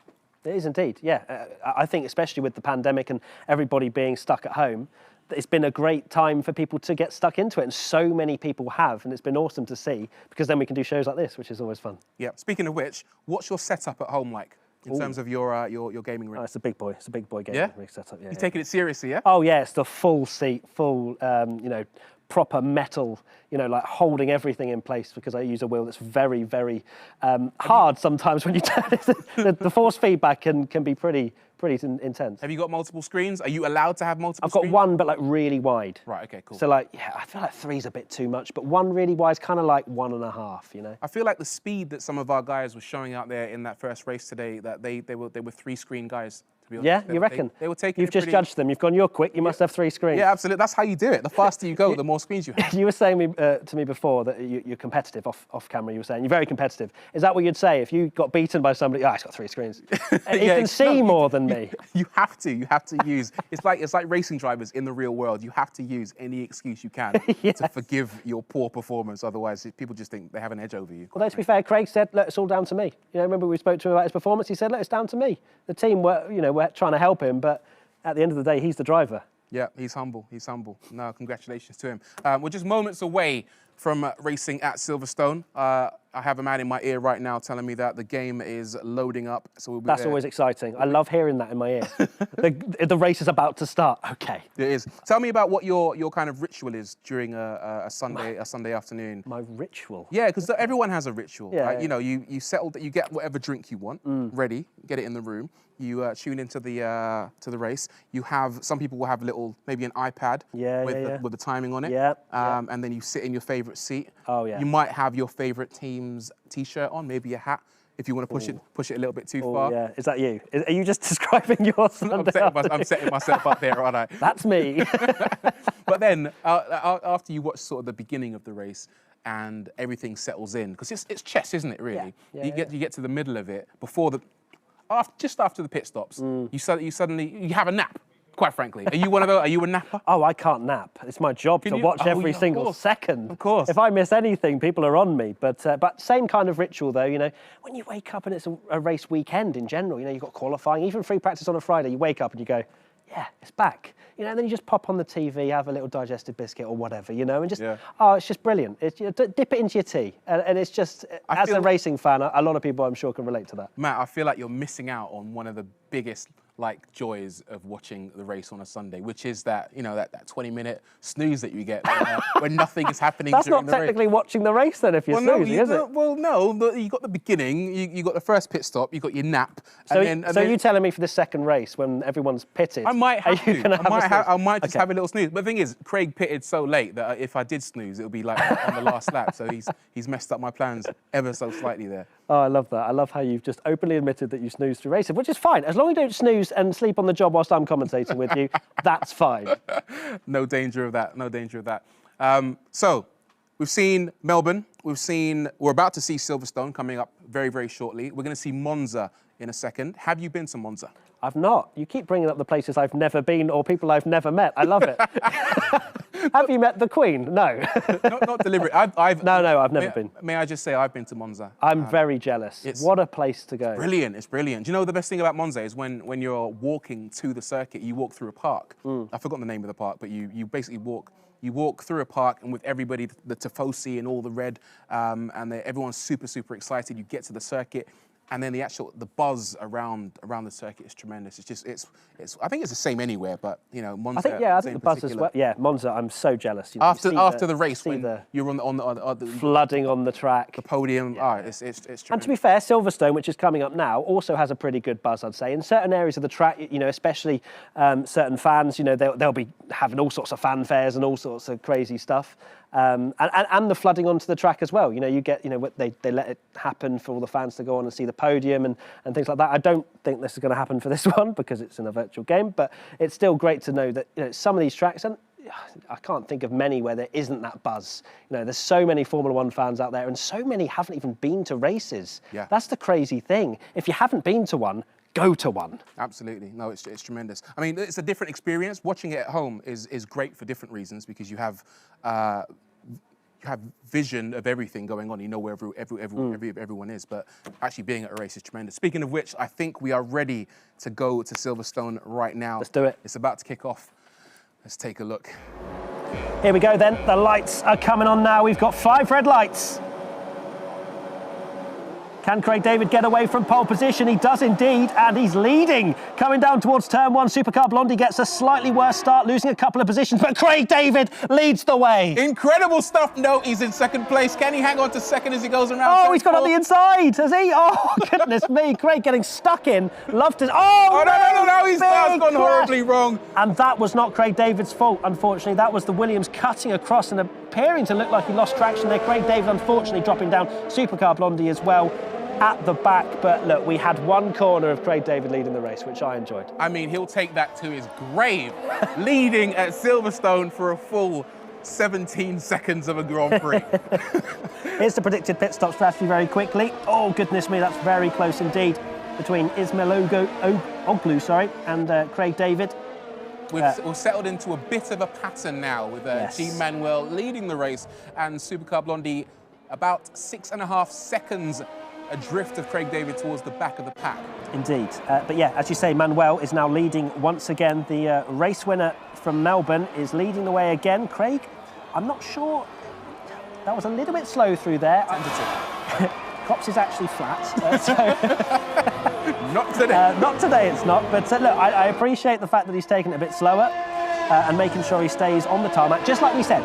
But Supercar Blondie is closing in on him 1.5 seconds. I want to see that battle race direction. Show us Craig David and Supercar Blondie fighting right now. Here we have it. It's rare that you have two commentators screaming to see the battle at the back of the grid, but we're seeing it here today. Oh, bit of contact. Bit of contact from Supercar Blondie on the rear diffuser of Craig David, but Craig continues to lead the way. Oh, Craig's going the wrong way. He tried to take to the escape road there. That was an interesting little move, and unfortunately for him. And now Supercar Blondie's overtaken Craig David and extending the gap between the two of them. I wonder if he's going the wrong way. Please no. Craig, we told you that's not the way, and he quoted a certain film, and that's not going to happen. But he seems to be going the right way now because he's not losing too much time to Alex ahead, Supercar Blondie. And, well, we saw a little bit of action there, which was great to see. And another reason why I feel like Craig David isn't running racing line is that he took to the escape road thinking it was the track. Well, I mean, I saw a little bit of a replay from Craig as we were in Albert Park, and I did see Racing Line. OK, so I'm not sure if he can use that. Wow, you've outed him there. I was saving his face. No, he definitely has that assist on. I can't speak for traction control, but I believe they have Racing Line. Up at the top of the field, we got G. Manuel leading by 2.9 seconds. Bettiatti only ever so slightly off the lead and chasing down the lead at the moment. G. Manuel looks like he's the one in pole position. He's already booking his flights by the looks of things. 3 seconds ahead, as you say. Bettiatti, I think, scored some decent points around Melbourne as well. Griffin getting stuck in. Bates, we saw a great little battle last time out as well, running in 4th. So anything can happen. Manuel could easily get tangled up with Craig David or Supercar Blondie in that next race, which of course they will both be on pole one, or not on pole, but on both on the front row for the final race, which is at Monza, which is, I mean, that first corner is going to be something to behold, isn't it, Rory? Absolutely. Let's just take a look at the midfield now. We've got A. Benson. Benson finished quite high up in Melbourne, but is now toiling in 8th position, just ahead of Dines, Ismailoglu, Shandera, Sozzi, Milo, Cooper Groves, and at the back of the field we have Craig David 17.5 seconds. And has a penalty on his shoulders as well, unfortunately for Craig. So he's been a naughty boy and gone somewhere where he shouldn't have, and the game has slapped him on the wrists. But Supercar Blondie is still in this race and looking like the quicker driver, despite she's never turned a wheel around here, apparently. Yeah, I mean, don't speak too soon because it can all go to pot. Oh, goodness me, that's so close. I'm not even sure where Benson went there, and there's a car round as well. I think that was Duart, who is facing the wrong way. Bolt up to P6 after wheel banging with Benson, I believe it was. And Duart now down to P8. So these are crucial points if you want to be getting stuck in that top 3 come the end of this 3-race championship. Absolutely. Craig David will be somewhat disappointed with his performance so far, but I feel like Supercar Blondie has a point to prove in this race after finishing, well, not finishing the race, after being disqualified in such horrible circumstances at Albert Park. But now she's maintaining some air of consistency, trying to hang on to 18th position, and she's maintaining that gap between herself and Craig David. Look, this is what I want to see, is the fact that these gaps aren't changing a huge amount because neither of them are in the wall or facing the wrong way. There's a lot less mistakes from the pair of our celebrity guests, which I'm very impressed with, even though Craig did take cops at 50 miles an hour. But look, it's fine. Sometimes that's what it takes. Yeah, he just needs a bit of training from me. It's fine. Look, if we need to set up a meeting and I'll do some one-on-one training, that's fine. Supercar Blondie now extending that gap to 22 seconds in 18th place ahead of Craig David, and negotiating the final few corners just about right. Yeah, we are on lap 14 of 13. G. Manuel. Lap 14 of 13, well, that's impressive. That's flown by. Lap 4 of 13. I'm getting ahead of myself ever so slightly. We've got Manuel leading the race, looking really good out there. 3.5 seconds ahead of Bettiatti and Griffin. Griffin not far behind Bettiatti though. Still within DRS, just about. There's a bit of dust flying up from Griffin Meek, who didn't manage to get through on Bates last time out at Melbourne, with a DRS this time. Into Stowe corner, nicely done on the racing line, hits the apex and gets ahead of Bates, but Bates is on that medium compound of tyre, so he'll be running longer into this race as he's on the more durable but slower compound of tyre, whereas Griffin Meek, softer, but his tyres will degrade quicker. Here's Millington just running on the outskirts of the points in P10, just behind Sachendra in P9, and negotiates the chicane quite nicely on the medium compound of tyres as well, so going for that faster strategy towards the end of the race. Do you think there's much of a difference in the view that you choose in this race? Because you can have quite a high view of the car to maybe give yourself more of a kind of bird's eye view of what the track is doing, or a more kind of cockpit view. And do you think that as novices that maybe a change of view might affect the performance of Alex and Craig, or do you think that it doesn't really matter so much? Yeah, I mean, when you pick up a game, I think the most favourable for the Formula One games is the T-Cam, and I think that's similar for most racing titles, to be honest, as I believe that was Sozzi and Dines going side by side into this middle sector. But I'd say this is the T-Cam. That's the one you want. Which is the easiest, because you can see quite a bit of your car, you've got quite a nice awareness of cars around you can see cars coming from your right and your left. Some like to do the cockpit to get full immersion. But that one's you have less awareness, and I'd say it's quite difficult, or more difficult, to spot braking points, hit the apexes and so on. So for me, if you're picking up the game, this is the camera angle to choose. Well, we've got Supercar Blondie maintaining that gap over Craig David right now, still brought down ever so slightly now. Craig within 25.5 seconds of Supercar Blondie. So it looks like they've kind of found their groove, they're learning the track, they're understanding where the braking points are, where their turning points are, and also, getting to grips with the controls, because let's face it, that's half the battle, is feeling that sensitivity of the wheel and understanding how your little movements can affect every little movement on the car itself. So they're bedding in, I think. They are, and I'd be interested to kind of tweak their first couple of laps, maybe just lap 1, because without that, I think they're in the mix. Well, maybe not in the mix, but I think that they're probably where they are now, but not half a minute and a minute behind respectively. So I think that both of the guys are really starting to pick up their pace, their consistency, and without ending up in the barrier, they may actually be in the midfield for at least a few laps. Yeah, perhaps half a lap at least. Craig David now slipping back just slightly. You know, he's lost. It looks like he's losing about a second to a second and a half per lap, or at least he did on that particular lap. So he's obviously made a slight mistake there. Good concentration levels from Supercar Blondie. Good consistency. Still about 36 seconds behind Barber Skog. Supercar Blondie isn't really losing much time to the Ferrari, and in fact actually gained quite a chunk on that last sector, because it's now down to 29 seconds. So Alex has actually put in a very nice performance, I'd say, in 18th right now. Yeah, it's good to see, because this wasn't one of her favourite tracks. She's only, according to her... She's never experienced it. She's never heard of Silverstone. She's making her mind up right now.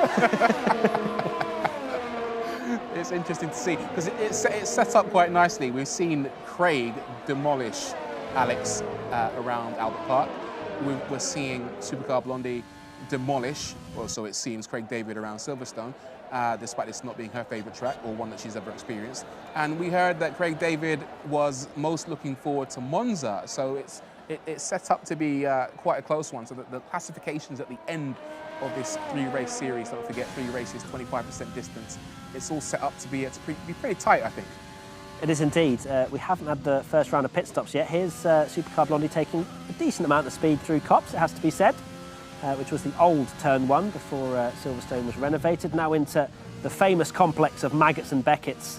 And look, you know, not the fastest I've ever seen, not the slowest I've ever seen. And so, not too bad at all from Supercar Blondie. And you can see, actually, she's not using hardly any of her ERS. I'm not going to get too technical, but if you look on the steering wheel, that yellow bar just underneath overtake is basically the battery deployment, how much ERS, energy recovery system deployment the drivers have left, and she's got 100%. She could go even faster. She can turn the wick up, is what I'm saying.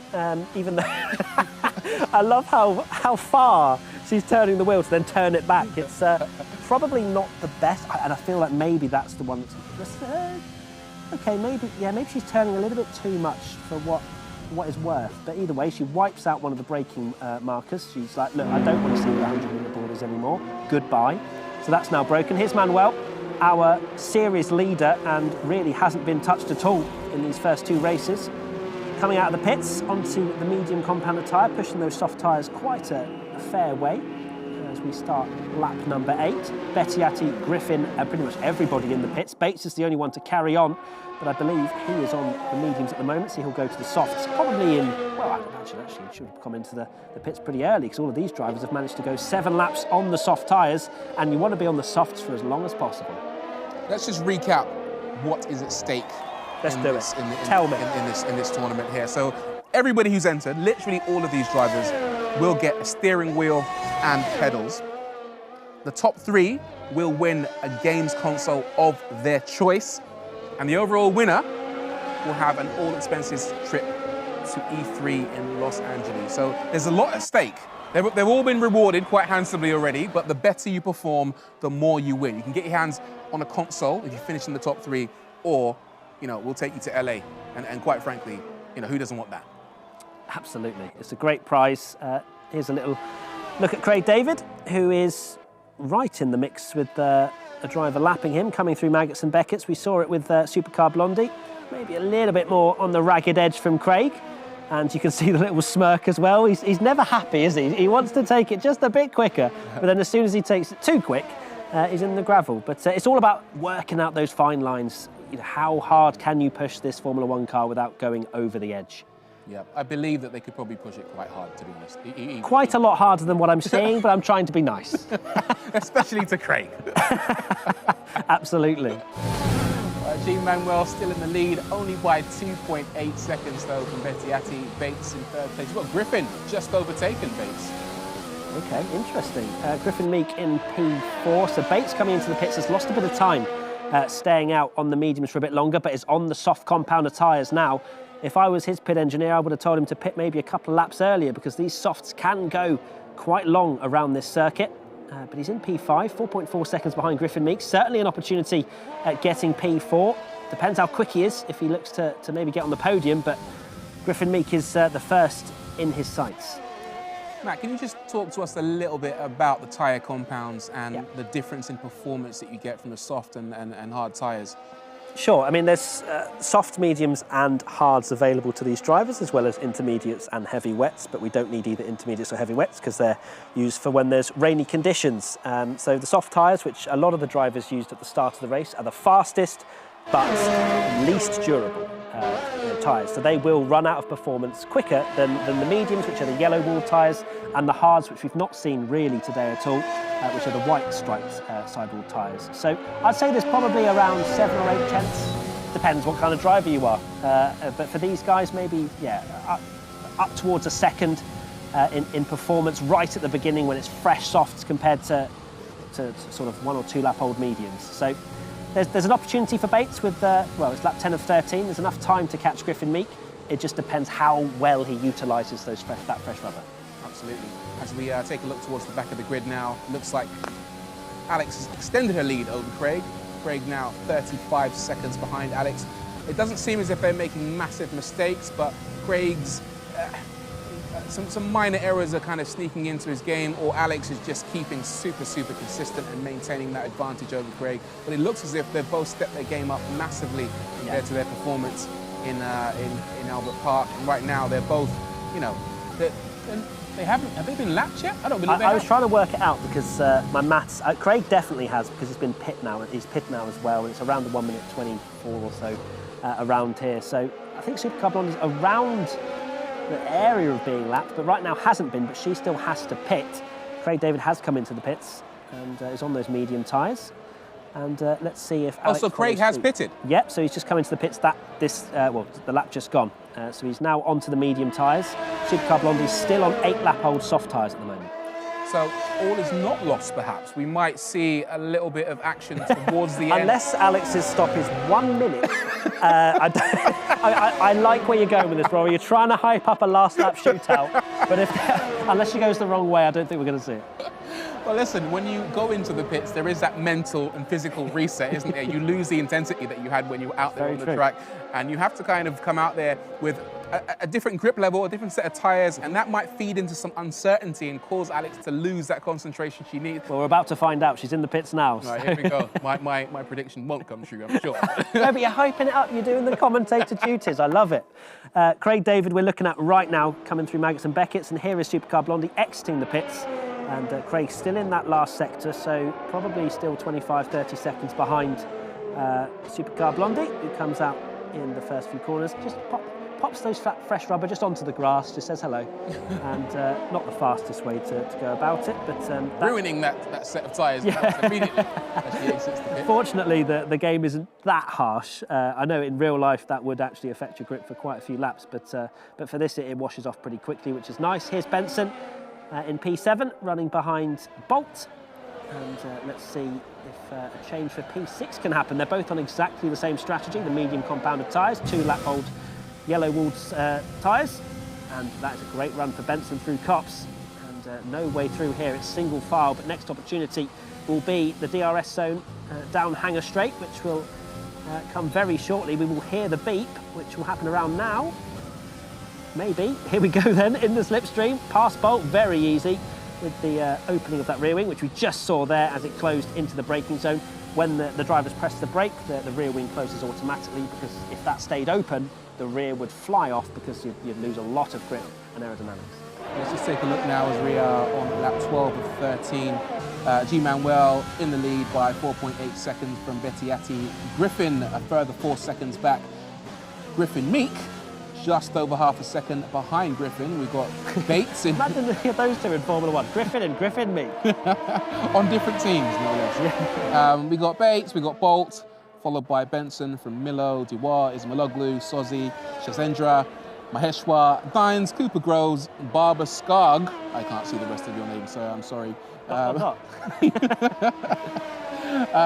And then Lironimedes. I hope I'm pronouncing your name correctly and I'm not butchering it. Followed by Supercar Blondie. Oh, it's the beauty of commentary, of butchering people's names.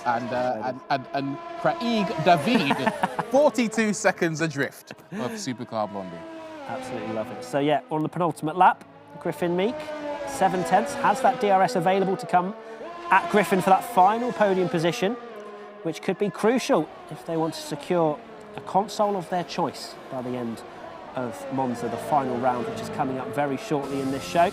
Can I just ask as well, Matt, what's your setup? Are you a console? I know you can't say what console because PC. I'm a PC player. I'll stop. Did you say PC? There are many types of PC. Non-console. Non-console. But yeah, I'm on a PC guy. It used to be console, but I then realised that there's so much more performance that you can have on a PC. But here's Griffin Meek, so close now behind Griffin. But this first sector is very difficult to pull off a move.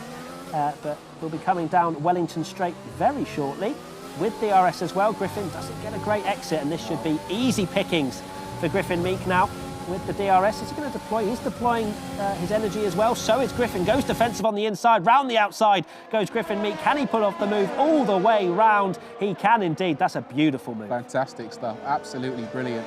Third place. Lovely stuff. Podium position for Griffin Meek, but he has to clear Griffin. As I said, they're both on similar tyre strategies, and Griffin goes, I'm not going to wait for the DRS. I'm going to try and look at Cop's corner, which would have been a very audacious move. Waits instead, just goes, look, I'm going to settle into this now, come through Knights and Beckett's, and then use the DRS to attack back.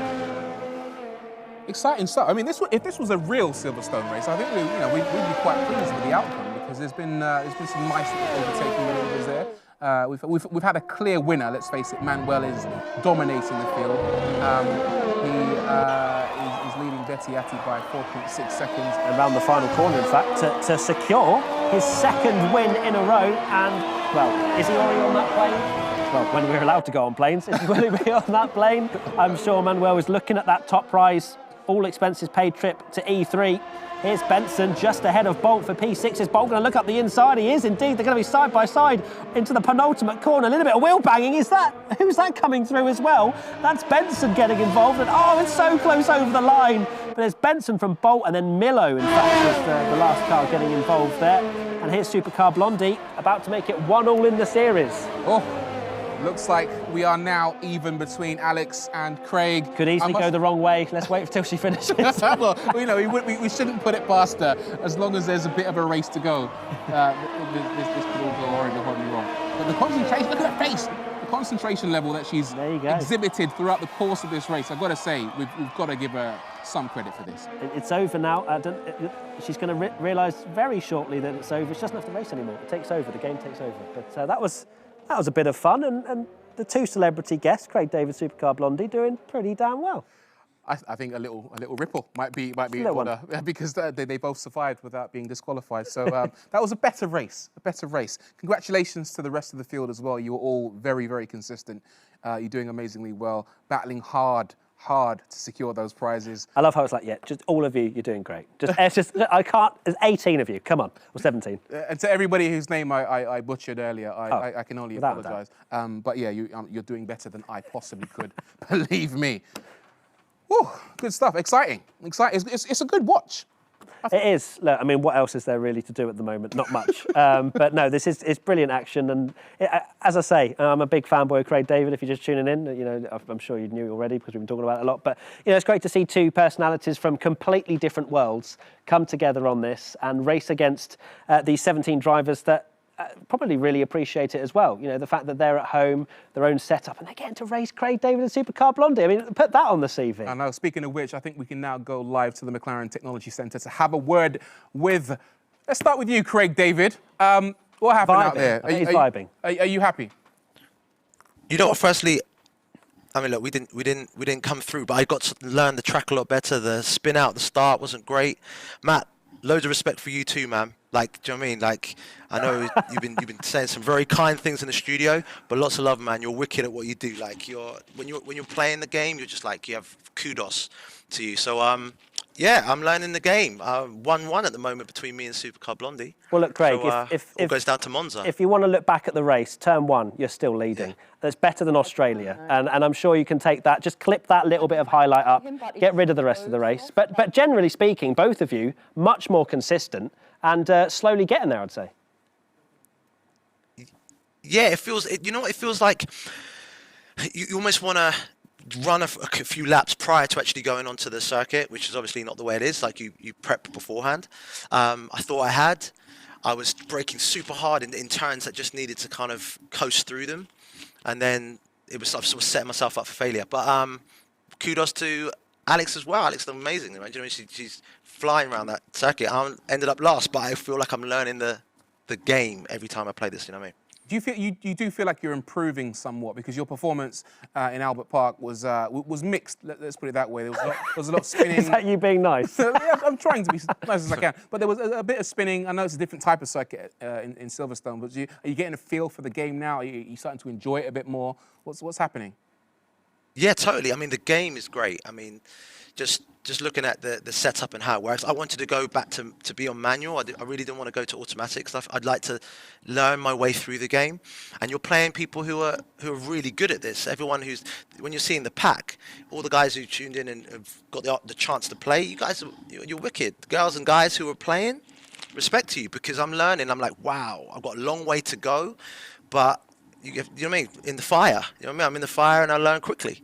Speaking of fire, Alex, Supercar Blondie, you were on fire, so consistent during that race, and managed to maintain the right direction, which is a massive, massive win. How do you feel? It was a massive win for me, yeah, and finishing as well, a massive win. Look, I took your strategy from studio. I could hear you before the race started, so I took my shoes off. So that worked in my favour, I think. Yeah. Because I actually drive a lot without my shoes on. So I just thought it might be a little inappropriate to get my shoes off for the race today. But I thought, nah, whatever. Winning is everything. Get them off immediately. Yeah, winning is everything, exactly. Yeah. And, you know, no pedicure or anything. Just whack the shoes off. And, you know, it seemed to help. So I absolutely love that you've taken a bit of advice, which I didn't know you were even hearing. But it clearly worked for you. Yeah.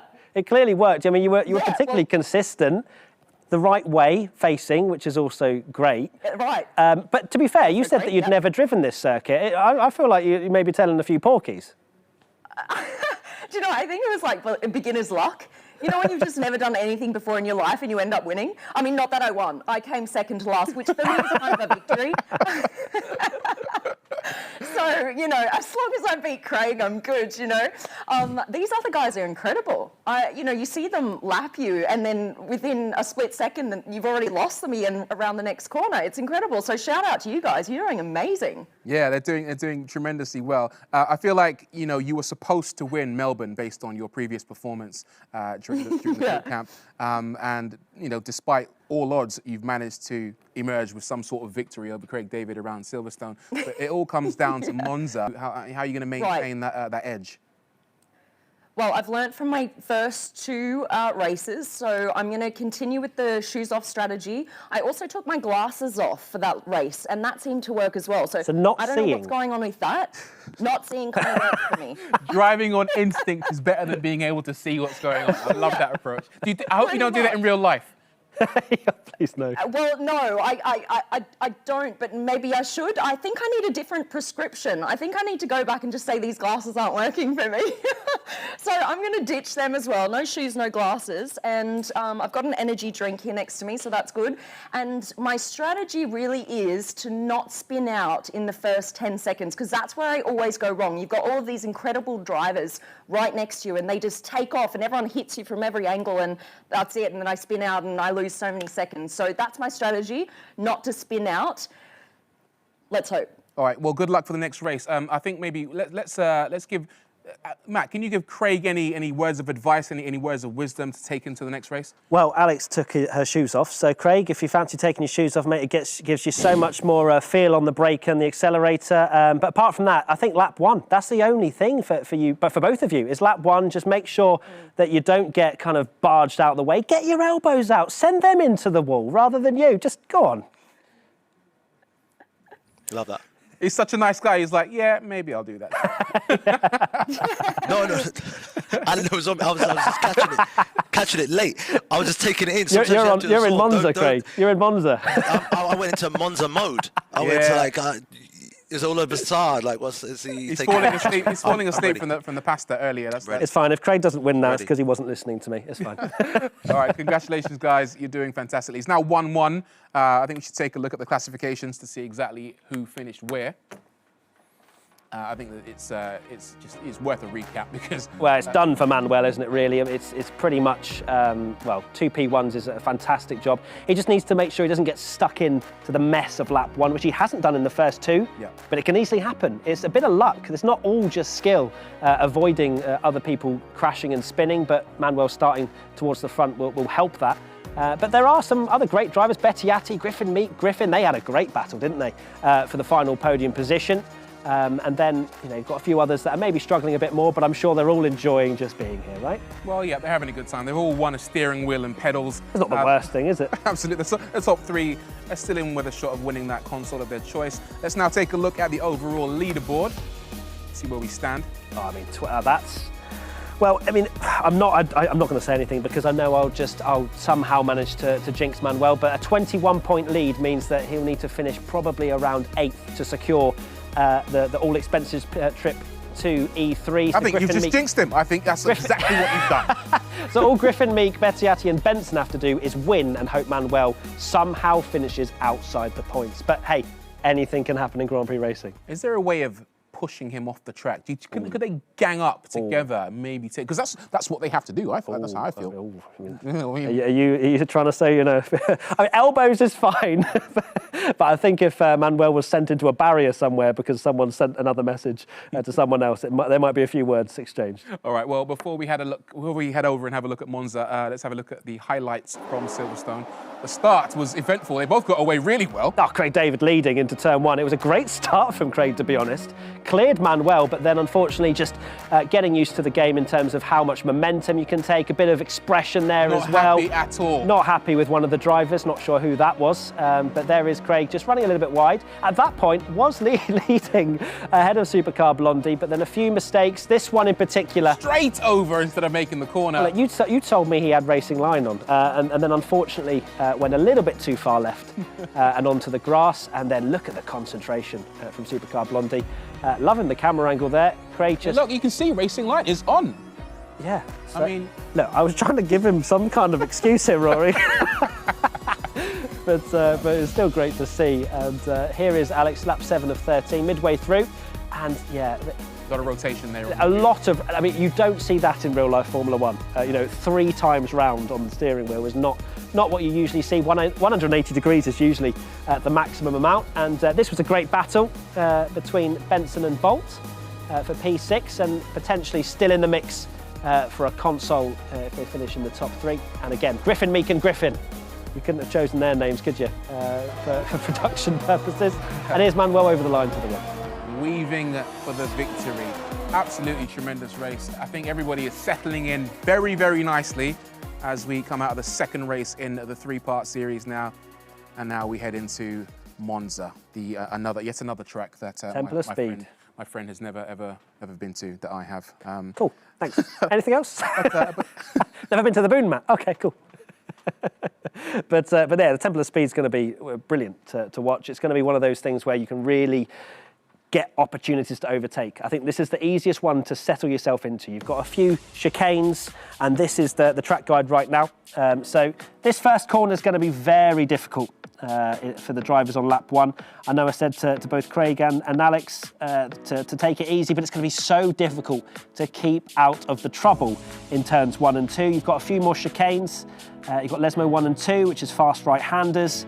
But overall, I'd say this is quite a nice flowing circuit, a few chicanes to negotiate, but overall, a lot of it is high speed, straights, using your DRS to get the overtaking done. Would you say this is an easier track than the previous 2 for a novice to take on? Yes, because the amount of time that you just full throttle and you can think about the next corner. I think that's generally quite a novice track in some ways. Being able to then just break into the first couple of chicanes is going to be the tricky part. Lap 1, just stay out of trouble. If they're listening right now, just try and stay out of trouble. Take it slowly if you have to, because it's going to be a mess. Yeah. I mean, there's a couple of corners on there with a lot of runoff area. So if you do get it wrong, it's forgiving. So don't worry too much.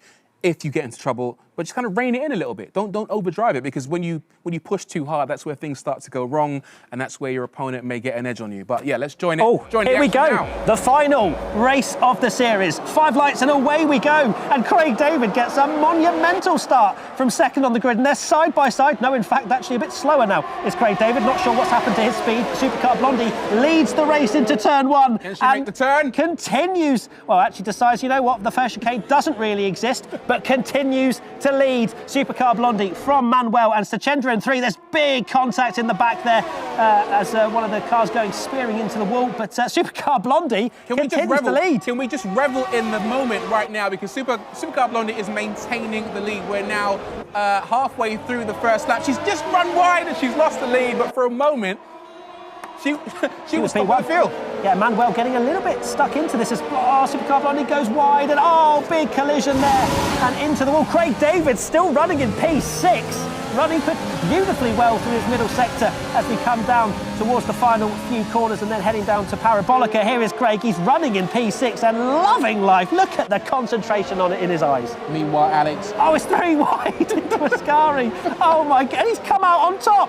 Craig David, take a bow. Well, the man did say that Monza was his favourite track and that he was practicing this particular circuit, and it looks like it's all about to pay off, running in 7th place ahead of Benson. This is what I mean. This is all he needed to do, and both of them was just, oh no. Okay, we spoke to I wasn't saying anything, it's fine. He bounces off the wall, he continues. I love his reactions, it's brilliant, but he's still not last. Running in P15 at the moment. Supercar Blondie, oh no. She's been Supercar disqualified. Blondie.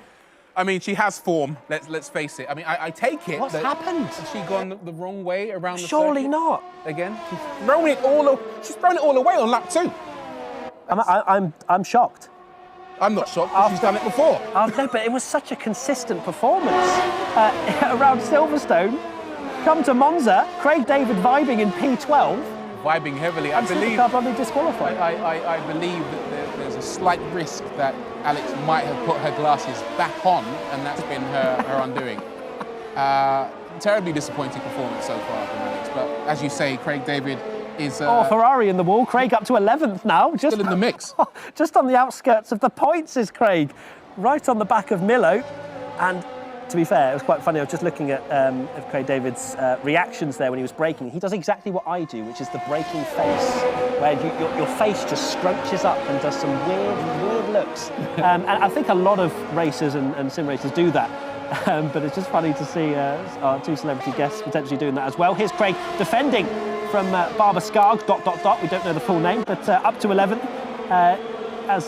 Coming back up the inside at Parabolica. That is brave, and unfortunately Craig has hit the wall again. Overcooked it ever so slightly. But gets away with it. He's in the mix, and he's actually competing up in 13th place, which is he hasn't yet seen so far in the previous 2 races. This is impressive. We're on lap 3, and he's not in last by quite a substantial margin. Unfortunately, we can't focus.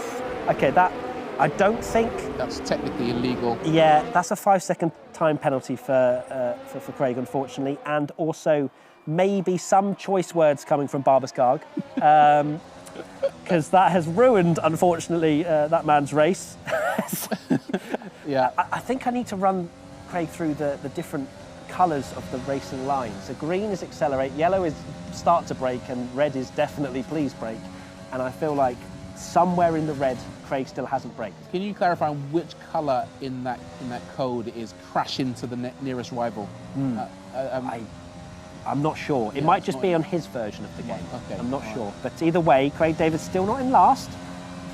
He just needs to brake for that first chicane, but still, overall, a much more improved performance. Well, let's just have a look at where he is now. He's about 12 seconds ahead of Dines, who's running dead last. He's 12 seconds behind Barbara Skarg, ... the man with the name that we don't quite know the full version of at the moment. But he's doing better, I think, on Monza than he has done on Silverstone. And in Australia. So the man's actually a man of his word. He's living up to what he described would happen. So we can only, really give him the credit that he deserves. Here's Bettiatti and Sozzi fighting into the first chicane, which is always going to spell disaster. A little bit of gravel being kicked up as they continue to go side by side. towards this next chicane. Who's going to come out on top? Bettiatti just ahead at the moment of Sozzi, and it looks like Sozzi has dipped into the slipstream now. Will he have a look into this next chicane? Probably not wise, and continues on the rear diffuser in P7. But a great little battle here into Lesmo 1 now. Bettiatti still ahead. Millington slowly closing in as well on this battle for P6, but if we take a look at the lead, guess who's back out in front? It's Manuel, only 4 tenths ahead of Sechendra right now, who hasn't had the greatest of series and isn't in the mix for winning this series, as far as I'm aware, as they continue to be side by side almost down towards Ascari. Yep, credit to Sechendra, because at one point he was a mere 0.3 of a second behind Manuel, and you know, if you're that close to the man who's been dominating the series so far, you've got to give yourself some credit.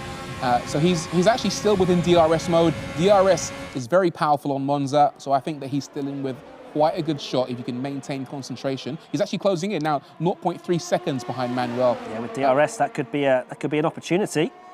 Maybe down to or in the middle sector down towards Ascari. This is pretty frantic, isn't it? These three cars battling down towards turn 1. Milo, Bettiatti and Sozzi. You've got Sozzi at the back of this queue. Is he going to have a look up the inside? No, instead pushes the car around turn 1 instead.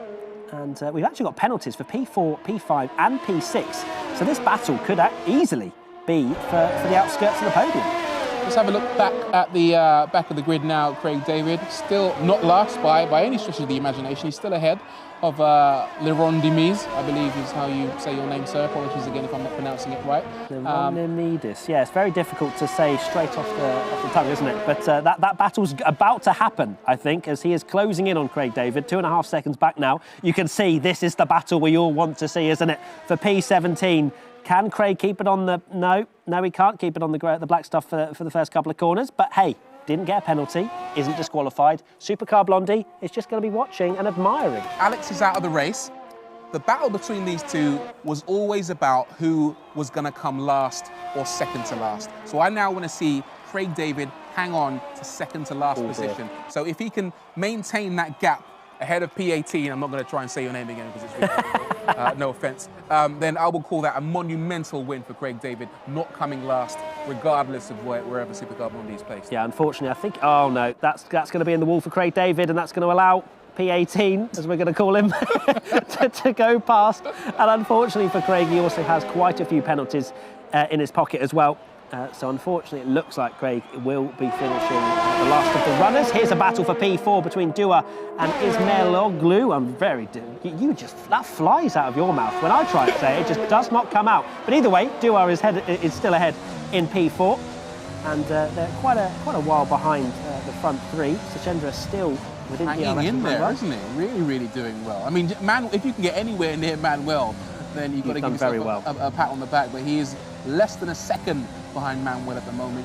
Ismailoglu. Ismailoglu in 5th position. So we've got Griffin. Great name. Griffin is fantastic. Griffin in 3rd place from Duar, Ismailoglu, Bettiatti, Millington, The way you Sozzi. say that is just incredible. It's a total, Are you sure you're not some sort of rapper? Total fluke. We should challenge Craig David to say Ismailoglu. I'm sure he's the only one here that can get it right consistently. Benson not doing fantastic. After a really good showing in Australia, running in position 9 at the moment. Craig's going to have to be careful here, Rory, because he's added another 3-second time penalty to his plethora of penalties he's already got under his belt. So if he gets too many, the game will say you can't play anymore, and we don't want that, because then technically Supercar Blondie could say that it's a draw series, you know, because they're both disqualified. Yeah, if you both don't finish, then you both don't get any positions. So absolutely, yeah. So good luck to Craig on that. Keep it on a straight and narrow, mate. Keep it clean. Bring it over the line.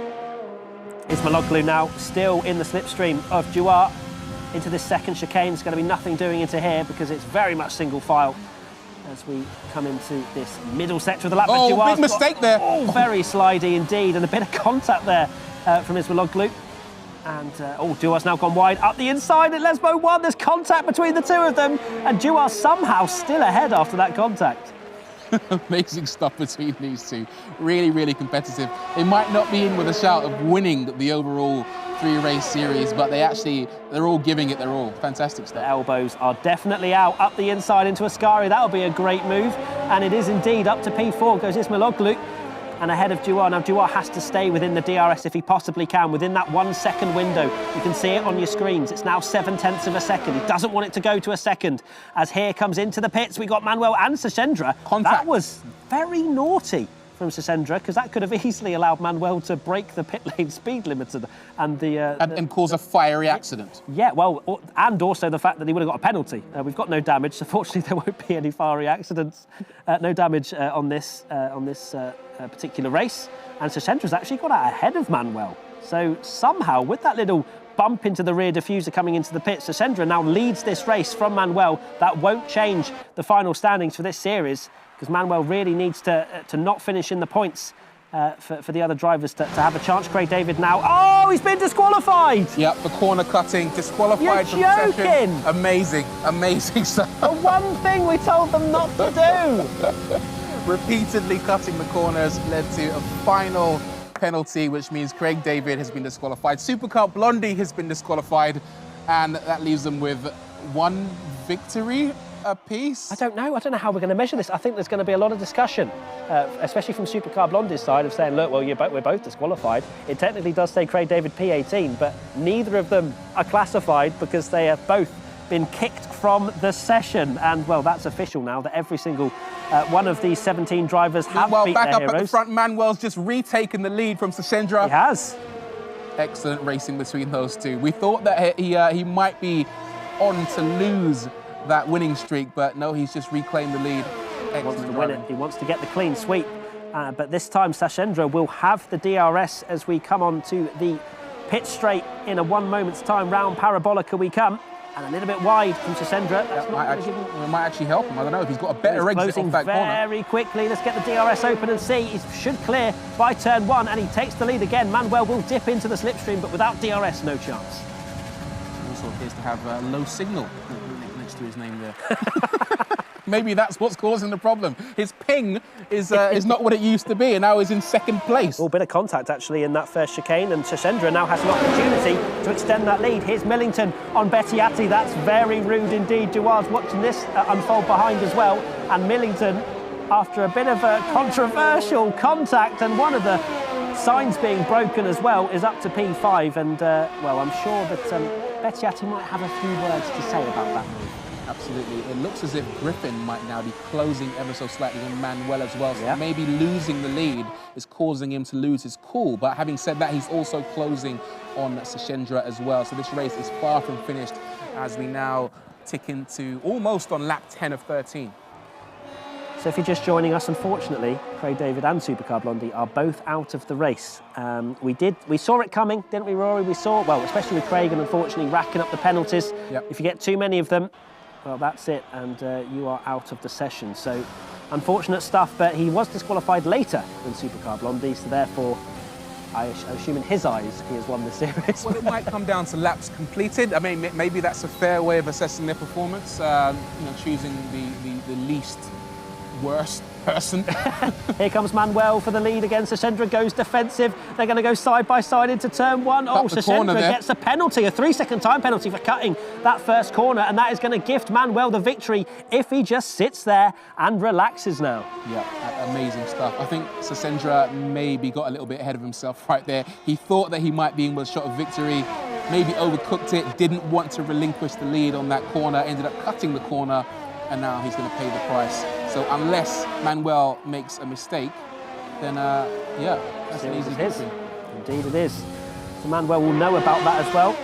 He will see that Sachendra has a penalty. Here's Griffin Meek defending from Bettiatti, who was just involved in that incident on the last lap or so, trying to make up a few positions after being quite rudely knocked off the track by Millington. Griffin Meek has been involved in all kinds of action over the course of these 3 races we've seen today. Australia, Great Britain, and now Italy, of course, around the iconic Monza track. And here's Manuel once again. He wants to still win this. Absolutely. On the track, Rory. Yeah, he's already going to win, but let's face it, but he actually wants to finish on the circuit ahead of Sachendra, and it looks as if he might just be too far now. He's within DRS, but I don't think he's close enough to make that overtaking manoeuvre, diving down the inside towards the end of the straight. Let's see. Not close enough, and you can see on the steering wheel as well, he has hardly any battery available to him as well. So he's been pushing hard, and it's kudos to Sesendra to really be taking the fight to Manuel, because it's not like Manuel's just biding his time right now. He's got no battery left. You can see that light on his rear diffuser flashing, which means he's in energy saving mode at the moment, but he's still going to go for the move potentially. Thinks better of it going into this chicane. He doesn't want to throw this away as much as he's got a nice buffer to the drivers behind. What would you do in this situation? Would you maintain position and just concentrate on keeping within that 3 seconds, or would you try and go for the glory and overtake on the circuit? Well, you know, every racing driver has an ego. They want to finish at the front, even if a driver has a penalty in front of them. And here we go, Manuel going to go to the inside towards Ascari. Should be a nice, easy move if he spots his braking point, which he does. Is there going to be any contact from Sesendra behind? Very close on the rear diffuser, and you can see the light flashing again. I think Sesendra will be able to get him back here, as it appears he has a bit more battery available to him as we come down towards Parabolica for the 12th time.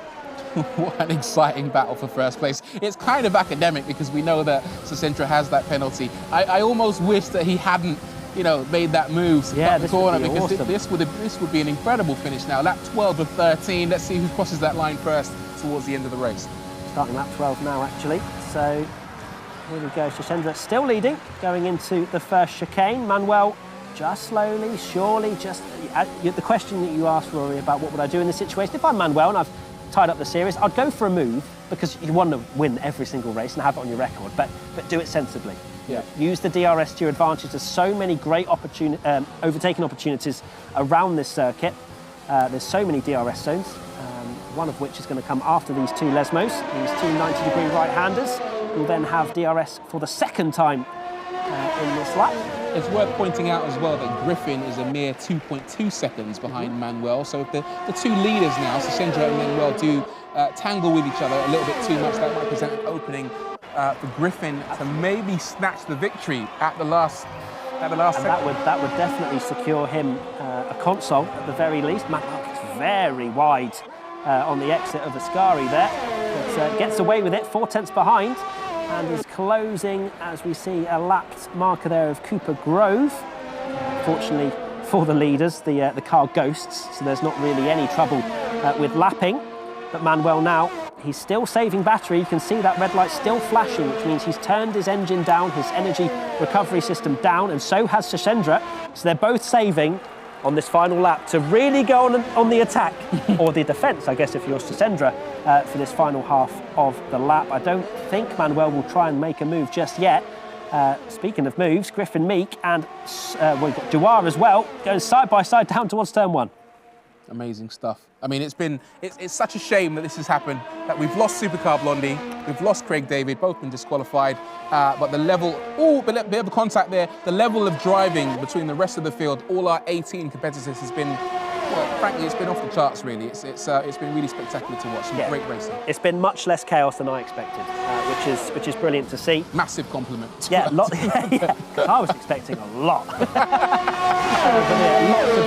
Lots of potential in this field, and great to see the likes of Manuel, who looks very certain of securing first position in this series, unless something absolutely drastic happens. But Sesendra is going to finish first on track by the looks of things, but it's going to be Manuel that takes the victory with that 3-second time penalty for this driver that we're taking a look at right now. Round the final corner comes Sesendra, who will take the victory around this Monza circuit, but it will be Manuel who secures 3 from 3 and wins this series and the all-expenses paid trip to E3. What a brilliant drive from Manuel. Well, let's just clarify something very quickly. He hasn't won the trip to E3 as yet, because there will still be more chances for other people to enter and compete against their heroes before the actual winner is decided. But I blew my load too early there. You did just get a little bit ahead of yourself there, Matt, but congratulations to Manuel, 3 for 3 in this series, absolutely destroying the rest of the field. Sesendra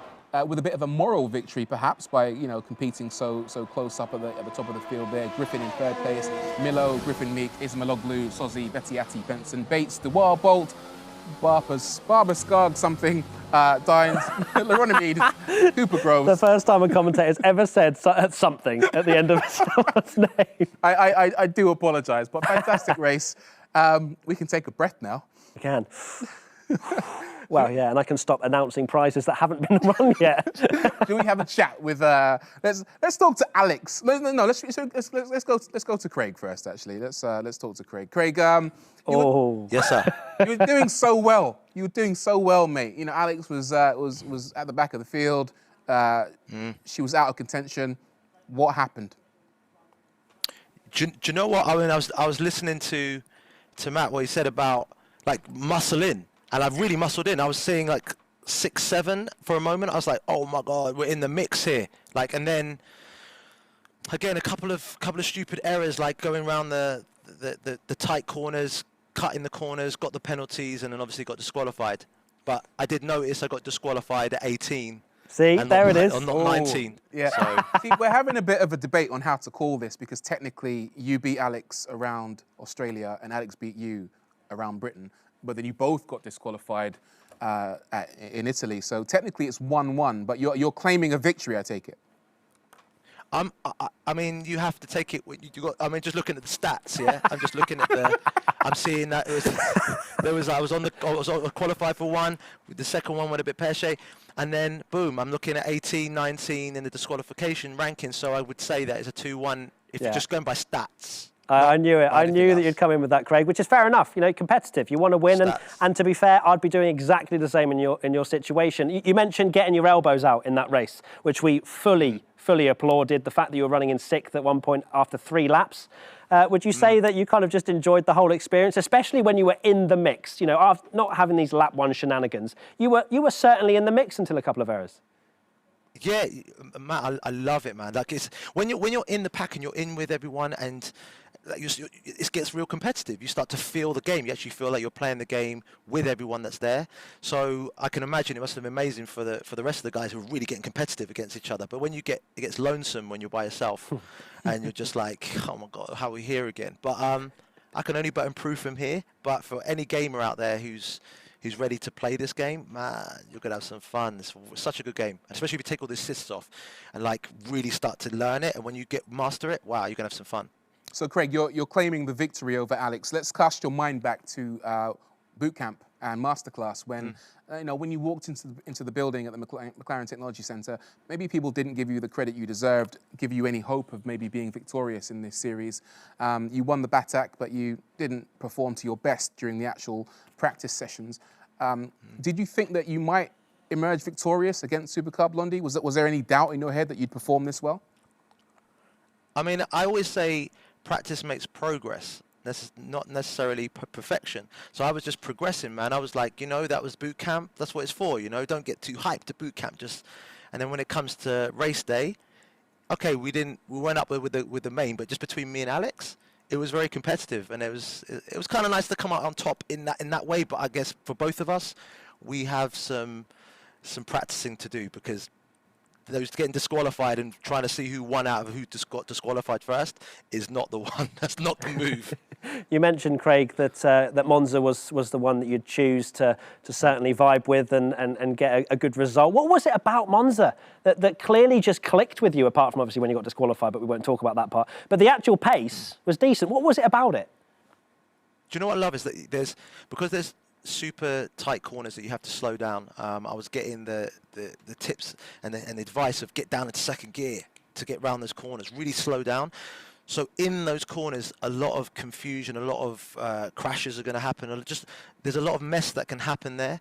So I think that you can use that to your advantage, especially if you're finding yourself like you're getting a little distant in the pack. Get there, it gets really constricted, and everyone's sort of like fighting, and I think that's where you can take maybe 2 or 3 cars. Someone might crash, you might get 4 places. So it's a brilliant circuit, and I've thoroughly enjoyed racing that one. That was fun. Well done, Craig. Superb performance. Let's go over to Alex now. Thank you. Alex is apparently, I can hear in my earpiece, she's busy crying somewhere. She's probably gone home, Lewis. It's like lap 2 that she was out, wasn't it? Well, she's driving backwards down the track somewhere. Let's take a look at their highlights on the circuit. So that it was probably the best of the lot, I'd say, just purely from the fact that Craig David got absolutely stuck in, got his elbows out, as he said. A bit interested to see why he lost so much progress going down towards turn 1. Maybe missed a gear, or I think he mentioned it was maybe an auto and wasn't given it enough beans. But either way, there's the no. You can kind of lip read that from going wrong. Supercar Blondie, who was still P2 going into Lesmo 1, and then it just all kind of unfolded very quickly. I didn't actually see the cause of Supercar Blondie's disqualification. Me neither. I'm wondering whether she did end up going backwards or. This was good, by the way. Sorry, just very quickly. Yeah. Craig David got his elbows out and won that battle of 3 going into Ascari. Which, come on, would we have said after Australia? No, she's confused. Look at Alex right now. She doesn't know exactly what's going on at the moment. It's disappointing. She's massively disappointed. I feel for her really, because she was in the shot of securing. I'm genuinely wondering what she's done that bad within 2 laps. She must have gone the wrong way. It could have been. I mean, I wouldn't put it past her, but let's. It's already happened today. They both got disqualified, so we need to give props where it's due to Manuel, who secured the victory overall, winning all 3 races, despite finishing just behind Sachendra on track. But Sachendra had a 3-second penalty applied to his finish for cutting the corner. But on the whole, very exciting race, great overtaking, lots of action, lots of disqualification. Yeah, it was brilliant to watch, and Manuel dominated the series. We don't like to see dominance, but I think that that particular last race was great and competitive, and I really enjoyed it, and it was a nice way to finish, I'd say. Yeah, definitely, yeah. Right, let's have a look at the classification from that race. So there you have it. Manuel, with that 3-second time penalty to Sachendra, winning the final race around Monza. And then you've got Griffin, Milo, Griffin, Meek, and you can see the rest of the drivers there as well, because there's so many that are so difficult to say, Rory. But it's been great to have such a wide range of drivers involved. Some that clearly were struggling a little bit more, but overall, it was quite a nice competition. So many in the 122s as well, in terms of their best laps. It was really, really super competitive. And Griffin Meek probably kicking himself a little bit with fastest lap, but not really getting in the mix for the victory. Yeah, all about consistency there. Hopefully we can take a look at the leaderboard next. I think we know what the leaderboard's going to say, quite frankly. Yeah. Gustavo Manuel, congratulations. 75 points, 3 from 3. Joshua Griffin Meek with 41 points. Great effort. Oliver Griffin on 33, Lucas Bettiatti on 32, Alex Benson 29 points scored. Number 6 is Tom Milo with 24. Number 7, would you mind pronouncing that for me, Matt? Sachendra. Absolutely, good effort. Number 8 is Bates on 23 points. Ismailoglu with 8 points, tied for last place. Well, for 9th and 10th was Sozzi. So congratulations to all our drivers. We look towards the bottom of the grid now. They had to put the 2 at the bottom, didn't they? Yeah. 0 points. Oh, wait, Craig's going to have a word about that. Why is he 19th and not 18th? Oh, hang on. Hold on. This changes everything. Supercar, I think it's gone into alphabetical because her surname begins with D. I was going to say. Begins with a D. S in front of C. No, I think it's all about surnames in this one. It might be. Wow, It might imagine. It might be that Supercar Blondie Imagine. has won this race. We'll come to her if we can in a second and just figure out exactly. But then Craig's name. probably going to ask what Alex's surname is, right? Because Supercar Blondie isn't her actual name. Oh, right? so it's all coming down to these getting tiny, technical. tiny technicalities. But yeah, I mean, we've seen 3 brilliant races. We've seen some phenomenal drivers. We've seen some great competition between all our contestants, and we've seen some less than stellar driving as well towards the back of the field. But I've enjoyed it, mate. I don't know about you. Yeah, no, it's been really good. It's been kind of a progression, hasn't it? From Australia, where we thought, oh, okay, right, is this what we've got for the next 2? But then it was still entertaining, but in a more of a crashy sense, whereas the end was genuinely, okay, well, maybe not Supercar Blondie so much, but that was her performance in Silverstone was what I probably expected in Monza, but she had it a bit earlier and then got disqualified again. But either way, it was a progression, at least for Craig, to really show that he's getting used to the game, vibing as he likes to call it, and it's been good fun. Okay, cool. Well, let's head back and say well done to Craig again. I'm not sure we can actually reach Supercar due to some technical difficulties, but Craig, we can talk to you. Massive congratulations. I'm assuming that you're incredibly pleased with your performance. I will say, though, that the final classification showed Supercar Blondie finishing ahead of you. What do you say to that? Yeah, I mean, well, firstly, I want to say thank you. Thank you to you guys. Thank you to VELO and the whole series. I think it's going to be great. I think you're going to enjoy a lot more people coming through that you want to beat, your heroes, which is going to be fantastic. Thank you to the McLaren team who kind of held me down. In terms of that leaderboard and then the bottom, I heard about some kind of alphabetical order and this and this and that. I'm just saying, I made sure that I looked at the stats. It doesn't add up quite right for me, but I'm not a sore loser. If that's what it is, and there's some kind of algorithm that's telling us right, I'll stand corrected and be a good What a nice loser. guy. Do you know What what a I mean? nice But guy. I know it's off though. I'm being honest though. It's I love funky that. though. Let's be honest. Yeah, Craig, I don't know if you've been like listening in, but Matt is a massive super fan of yours. He told me a story about, where was it, Abu Dhabi? Abu Dhabi. Where you were performing and Matt was in the front row, rapping along word by word, and the two of you made eye contact, physically, high five. hands. You Yeah, high back when five. we could high five, Matt. Yeah, and he's never washed his hand apparently. So Do you know what? If I'm being super honest, I recognised, like when I knew from what you do in terms of racing, but I recognised, I know we've met, but I don't want to be that guy that says we've met somewhere and you're like, no, it's the first time. That makes complete sense. And I remember the show as well. It was good times. did you meet him? Did you meet him? Was it a Monday that you met him, or was it? No, I wasn't really sure on the days, my man. I knew you were going to go there, yeah, because that's like a classic sort of. It was definitely but Sunday in for terms- Formula One. Yeah, it was a relaxed one. Do you know what I'm saying? But it was. I mean, hopefully we can get back to the fans getting out there and being able to see the games. But this is what it is, man. This is to be able to have E-Series like this that people can actually watch, and it's legit looking fantastic, and the gameplay is like so on point. It's great. So thank you for having me, and I had a really, really good time. And hopefully you can get through to Alex and say goodbye to her. She's amazing. She's done fantastic, and hopefully again showing the sport to be what it is. It's fantastic. Just a final fanboy moment for me. Thanks, Craig. It's been great to commentate on you, and I hope to see you at TS5 soon. Definitely. Appreciate you, man. Appreciate you, Rory. Thank you, man. Congratulations, Craig. Hopefully we can now go over to Alex. We'll try one more time to see if we can reach Alex. Can you hear us? Yes. Excellent, excellent. I thought you would maybe left the building for a moment, but you're back with us. Just your final thoughts on that race. I know it all. We didn't see what happened to you. Do you know what caused your disqualification? Do you know what? I feel like I'm making up excuses right now, but honestly, I don't know what happened. I was braking, and it was actually going in reverse when I was braking, and I was like, what is happening? I honestly couldn't get it into either reverse or in first gear, and so I ended up just going backwards down the racetrack again, and that was it. I mean, Alex, I don't know how you managed this, because when I saw that you were disqualified on lap 2, I was thinking you've done something pretty extraordinary.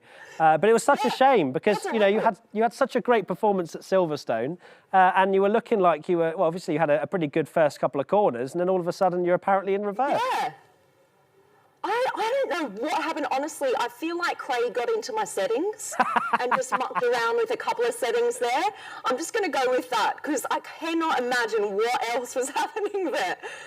I just want to offer you some semblance of clinging on to a moral victory, maybe. It looked like the classifications showed you finishing slightly above Craig. Are you going to be gracious enough to give him the victory in this, or are you going to claim victory for yourself? What? Wait, how is that even possible? I disqualified twice. I think it's because Blondie alphabetically is above David, so the game might have put you in second to last position.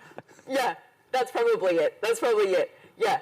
No, Craig can have this, absolutely. I see that he was disqualified as well on the third one, right? I think I saw that. Excellent. Well, look, right? I think we're losing the signal a little bit there. We're losing it. Okay.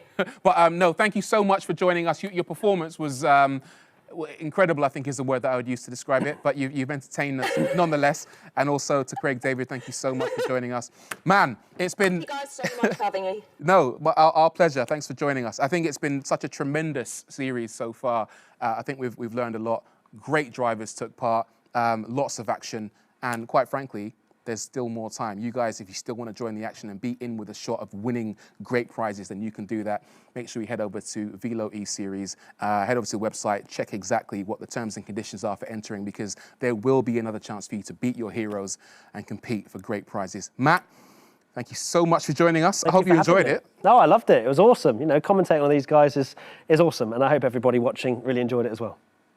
Yeah, it's been emotional. It's been emotional. But yeah, guys, again, thank you so much for joining us. It's been intense. We're going to do this all again. So make sure you watch all of our socials for more information about when we're going to do this again. But for now, see you soon. Bye-bye.